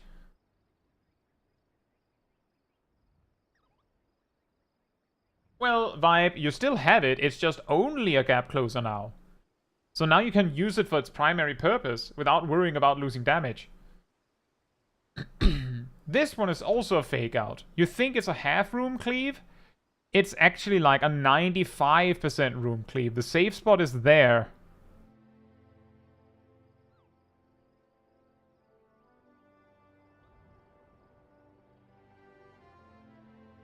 That's like the gimmick of this boss is, oops, it was bigger than you thought it'd be.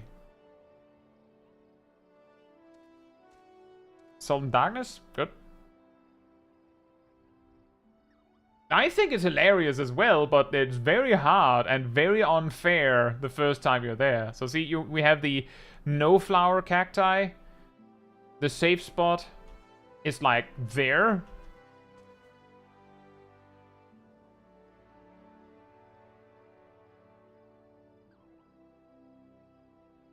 Never trust a cactua. Wouldn't mind the plunge removal if it happened to every tank. Well, in fairness, it happened to the tanks that had an excessive amount of OGCDs. And I wish Warrior and Paladin got it too. Because then I could use Onslaught and intervene specifically for movement. The safe spot is up there. Yeah, I think the mistake that is happening here is Gazel, like, for some reason, your like brain is going, I have to aim it so that the knockbacks and like originating from the boss, but it isn't. So you get shoved the wrong way. I made that mistake too a few times. But yeah, the knockback comes from in front of the boss. That's the problem. Now I think we're just looping mechanics.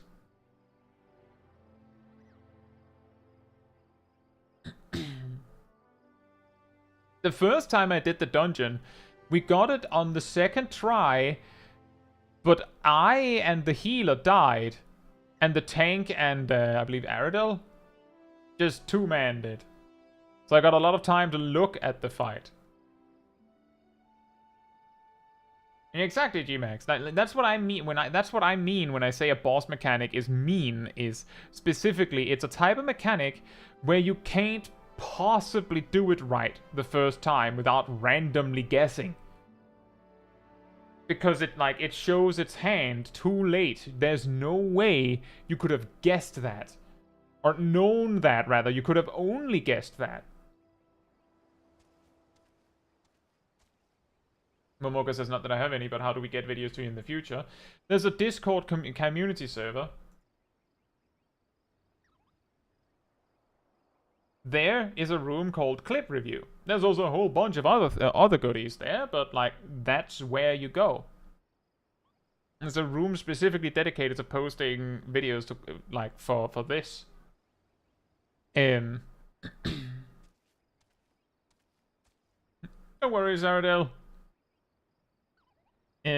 But yeah, you might have seen that Aradel, that's Gilano in the chat, regularly posts like messages, something about a Discord server and something about other things. It's that one.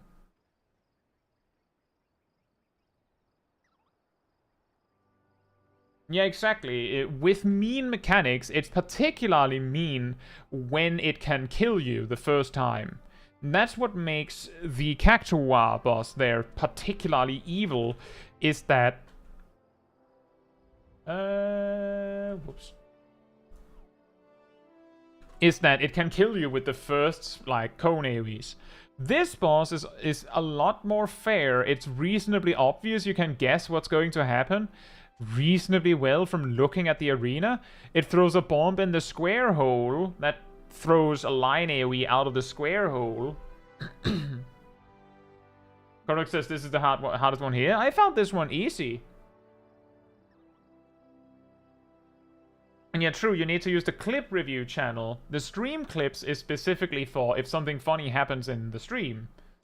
Then you put a clip of that.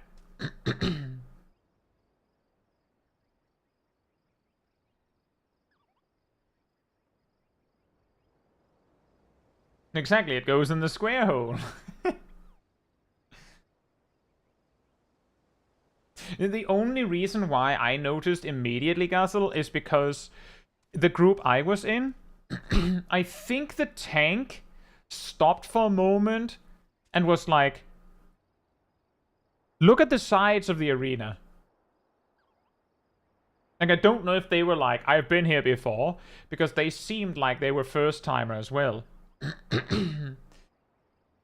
But they were like, look at the sides of the arena. So I was already looking at that. By the way, whoa. Wow.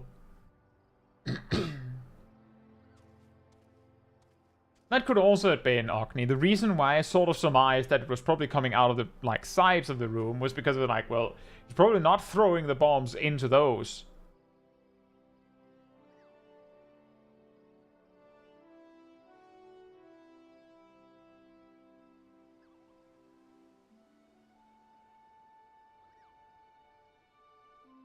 But yeah, the hard part about this is finding a safe spot while also continuing your rotation. And if you're melee, that is even an even bigger ask. Because there's not that much space around him.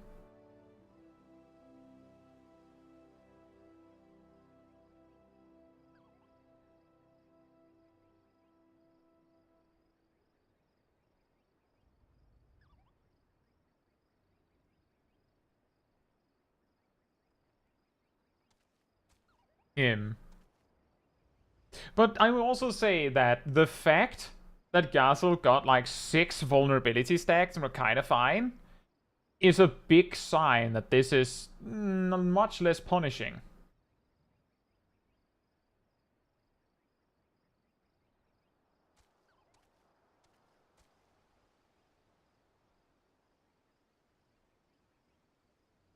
Did I just make a macro to say that in the party chat for this boss? Of course I did. It goes in the square hole.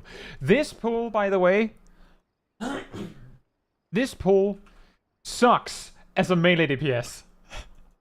And I'm sure healers love to have melee DPS in this pull. That lightning hits the melee DPS too. That lightning. And that, I'm guessing it's from the cubes, I'm not even sure. It might also be from the orbs, I'm not sure. But I use Bloodbath for this every time because it hurts so bad. You can see it on the scholar. You can see it on the scholar just going oof, oof, oof. Big oofs all around. It's the cubes. Right. It sucks as dance as well, yeah. Anything that has to go into melee range is just like, oh no. Oh no.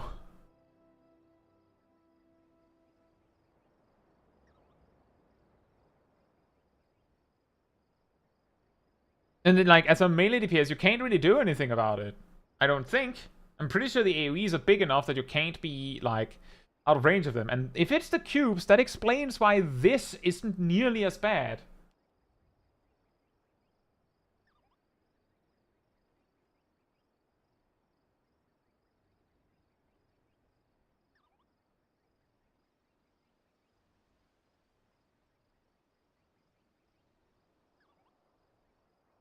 Not nearly as bad as it isn't as bad as a creepy amusement park. No, the final pull in the amusement park is is something else as well.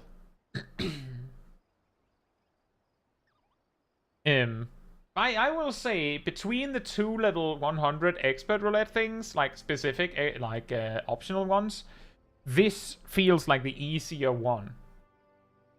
And that's mainly due to the first and the second boss in the Ghost Dungeon, in my opinion.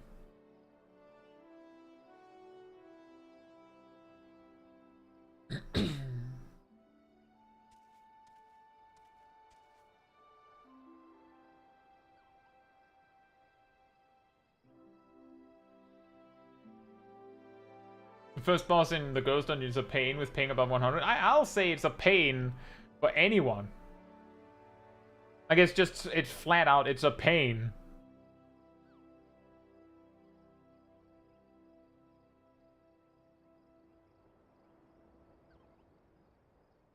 The second and last boss is super easy. Well, the thing is with the teacups is that I feel like sometimes it can be easy, it can be difficult to keep track of them. It gets easier with more practice, of course. But I feel like the teacups are a lot harder than the Cactuar boss. And the Bomb boss.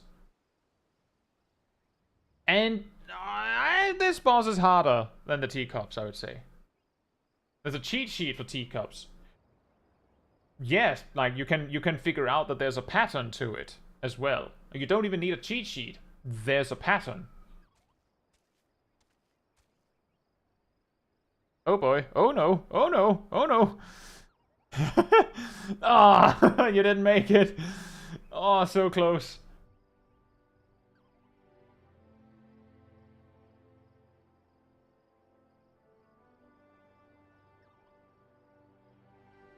And speaking of, we were talking about when do you use Uncoiled Fury earlier. During the mechanic with the floor there, where you have to find a spot, that is a time where I will use Uncoiled Fury repeatedly. Ow. Or sometimes I'll even use Reawaken, because then you just go 1 bop, 2 bop, 3 bop, 4 bop. It's a lot easier than keeping track of actually what combo step you need to do.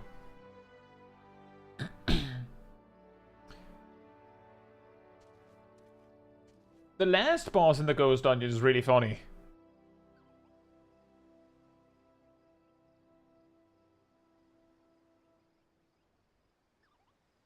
The best quality of life update? Which one? Oh, the Run of Shame. Right.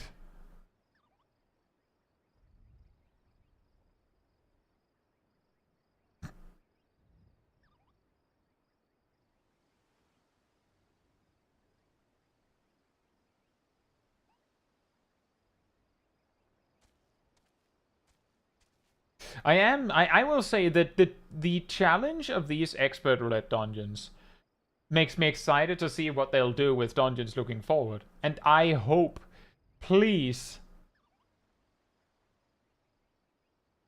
Yep, you found it. I was just about to say. That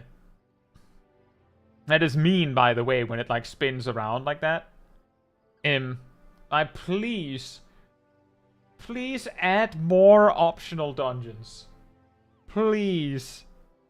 I don't want Expert Roulette to be 2 dungeons anymore. Can we have it be 3? Just 3.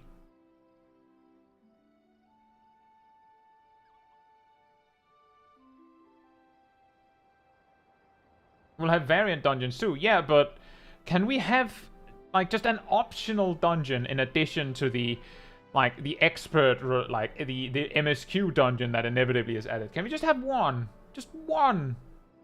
Oh dear. Well, now I know why this video is over 30 minutes.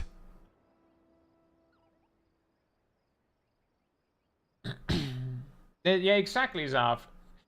Since Shadowbringers, the cadence has been that they do 2 optional dungeons at the start of an expansion. That's it. Everything else is MSQ.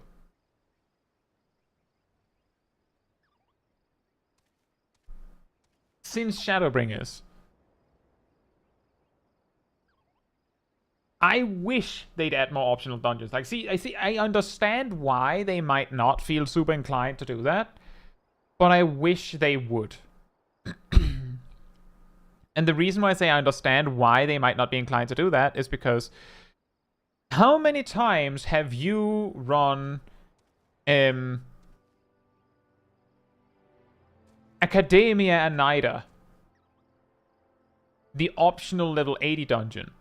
Have you unlocked it?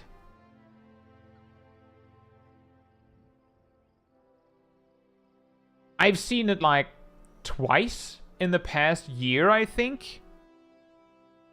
And one of those times was when I was soloing it.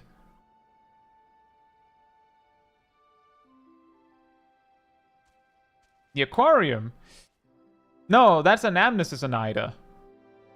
Academia Anida is the dungeon next to Amarot. It shares space with the twinning.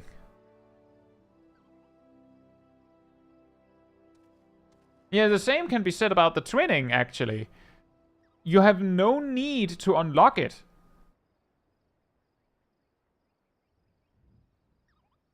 And that's the problem with optional dungeons, is once the expansion is no longer, like, once the expansion is no longer in, or this optional dungeon is no longer needed to unlock Expert Roulette.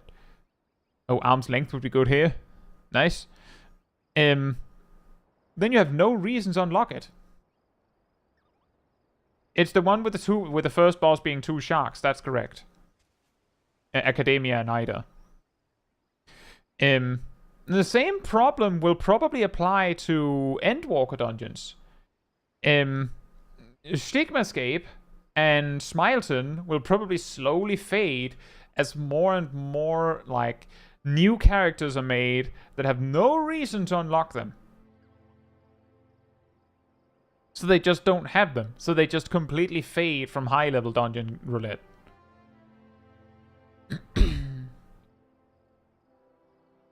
That is surprising, Celestial Illusions. Mental Roulette is the only time you need them unlocked now. Yeah, exactly. And that's the thing. This dungeon, give it like 8 months, gone. Just flat out, just, it's gone. It'll be in the, I guess, level 100 dungeon roulette. But this dungeon will slowly fade into obscurity. And when the next expansion comes out, it'll be even less frequent that you see it. It'll be in the high-level dungeon roulette. And you're not getting this, you're getting Snowcloak or Keep of the Lake.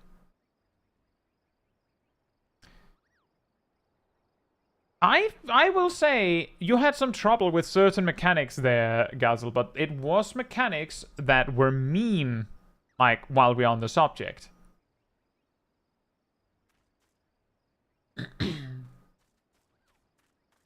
Give them mount drops. I mean, many of them have minions. And yeah, it's the same problem as with the Alliance raids, yes.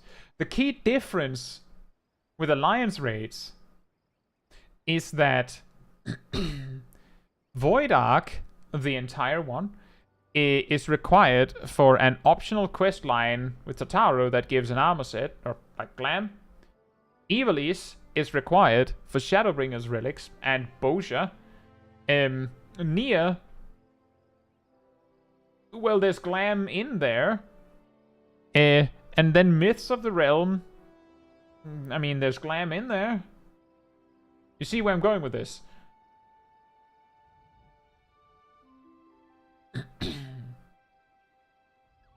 So, if you, let's say that you don't care about Nia Glam, and you don't care about the Totaro quest, then only Evilise actually blocks you from unlocking some other type of content.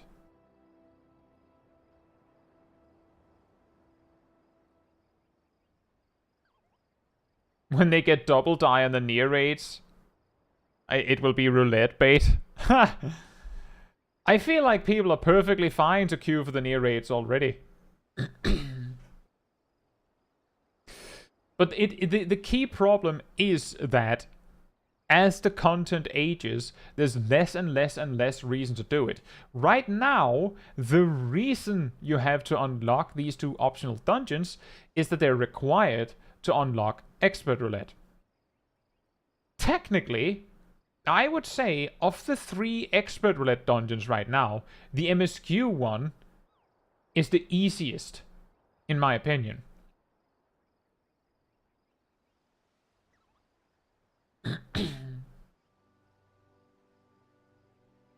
Aradel says, I just realized Wanderer's Palace Heart is not required, even though the last boss is mentioned several times in the Dawntrail MSQ. That is pretty funny.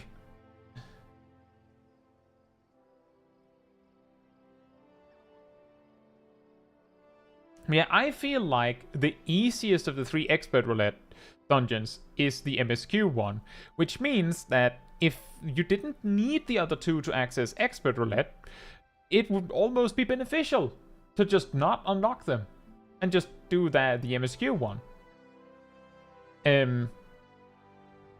So, like, that's the reason why some of this content becomes relevant, is because the game goes, but thou must.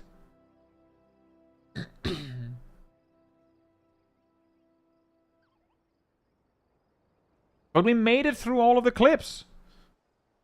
I will say, Gazel, that didn't seem like you had any trouble with the defensive cooldowns on trash packs. On the bosses, the main things that got you were like each gimmick of the boss. So it's like if me going, right, so for this boss, what you have to do differently is understand the boss mechanic. Like, just don't mess up the boss mechanic now. So you'll probably you probably already figured it out by now.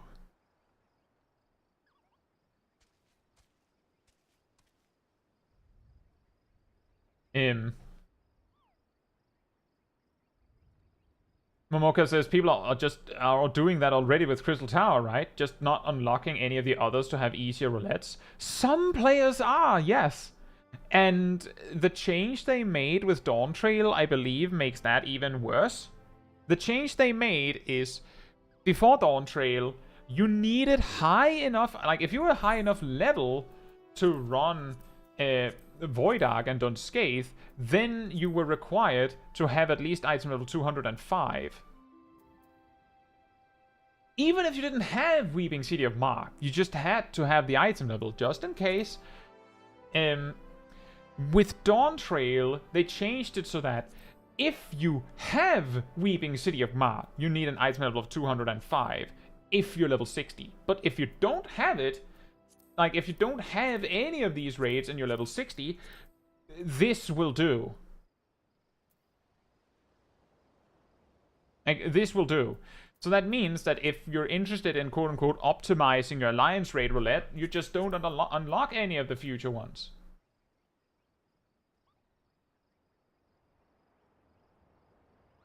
Your mitigation dries out quite fast on trash packs? Well, you start the trash pack with Rampart and TBN. And then you can use, for example, Oblation and Reprisal and TBN again. And then you have to see what you do after that. Hopefully most of the pack is dead. You don't need to cycle defensive cooldowns when just a big blobby guy is left. But yeah, like, you know, space out your cooldowns. Reprisal you'll have for every pack. Or every pull.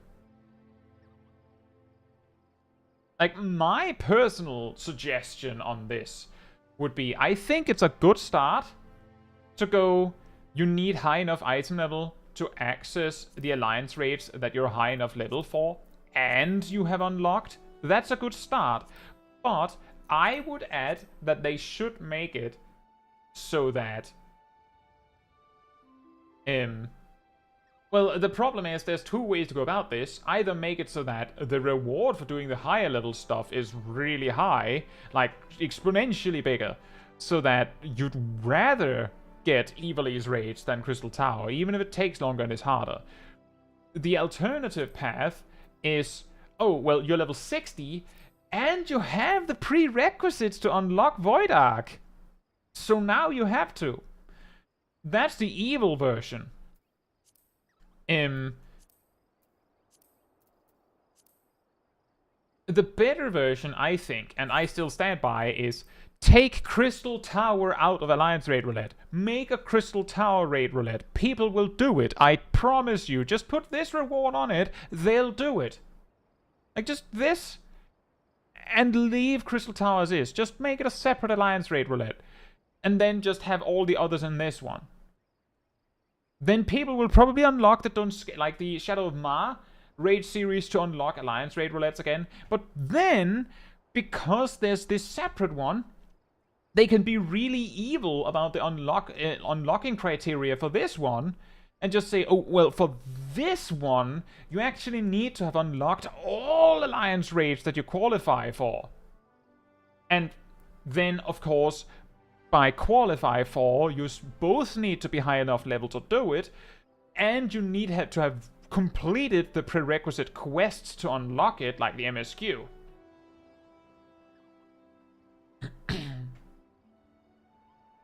You might run the risk of people just not wanting to do the other Alliance Raid Roulette because it takes too long. Well, Phil, does the MSQ roulette pop? Yes, it does. There are, for every player going, no, we didn't get Crystal Tower, now we have to sit here for 20 plus minutes, yeah. There's a player going, Crystal Tower again. Have you not seen that sometimes people insta-leave when they get Crystal Tower? They're the ones that would not queue for the Crystal Tower roulette.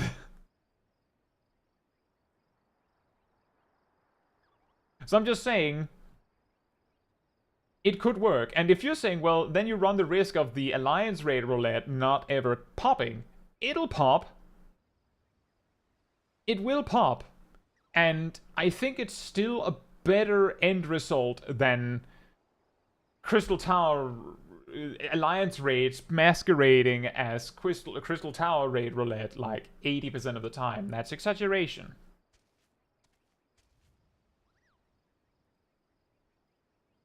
But that would make us the normal players do one more daily roulette, and not all players have the time to do an extra Alliance roulette. Oh, woe is me, right? Oh man, if I can't do all of my dailies. Wow. And Matthew says, here I am in Beeping City right now. Yeah, I will also say that has also been happening a lot for me. I'm getting a lot of Done Scathe. Or rather, a lot of Void Arc, I think.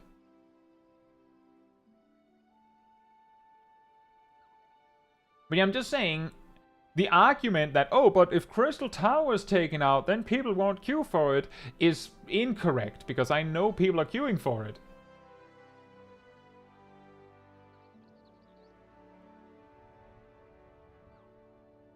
That says fair, but I also see people instantly for other Alliance raids. It's a risk anyway they do it. As long as they give material for roll and need for both Alliance roulettes, it would probably be fine. See, the thing is, the players that leave when they see Crystal Tower will just not queue for the Crystal Tower roulette. The players that leave when they see not Crystal Tower will not queue for the Alliance Raid roulette. Unless, of course, they're queuing for it, hoping for Done Scathe or something. Who would do that? Some would do that, but I think they're more hoping for something that isn't Crystal Tower. But yeah, that is my point, is that you could split them up and you would have players happy in both camps. Even if the queue time would be longer. I don't even know if it would be, exactly because of the argument that Gazel said. Oh, then the normal players have one more roulette they have to do.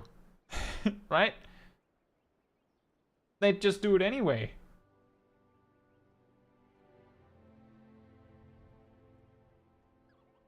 And the funny thing is, Gazel, I want you to know, Gazel, that all of the Alliance raids that are not Crystal Tower have greater rewards than Crystal Tower. They already have that. It's just that players don't care, because, as far as I know, they changed the reward so that it is proportionally better.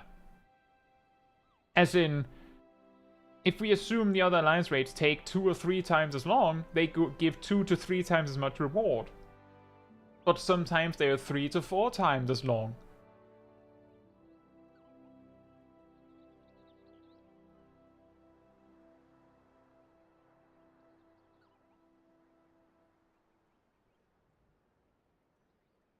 It's not enough. Exactly. That's the thing, is that clearly it isn't enough because people are still mad about it. But I don't see people leave that much when you get those.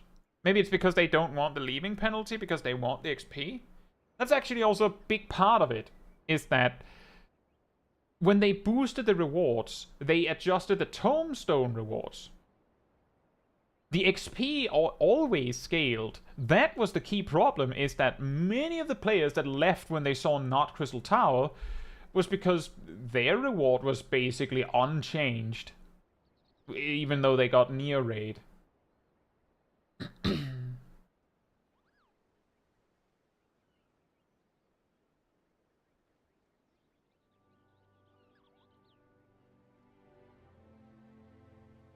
Oh yeah, I could imagine that, Vivi. Being in a group with some players using the cutscene skip in MSQ roulette means that those that are not skipping spends even more of the total duty not doing anything.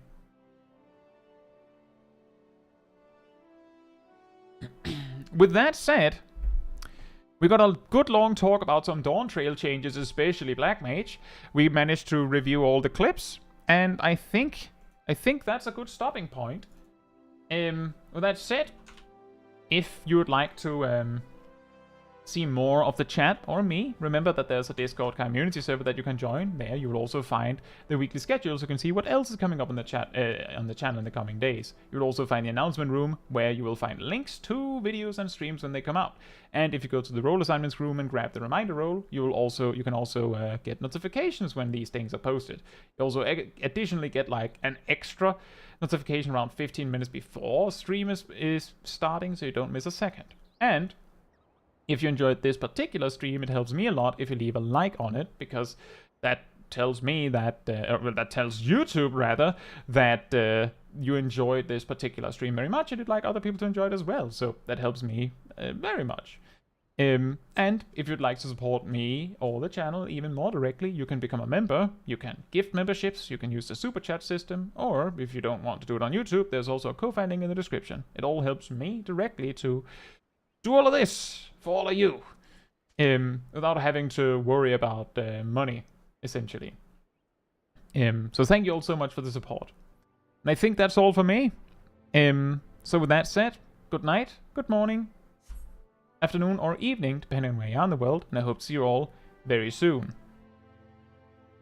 Bye bye!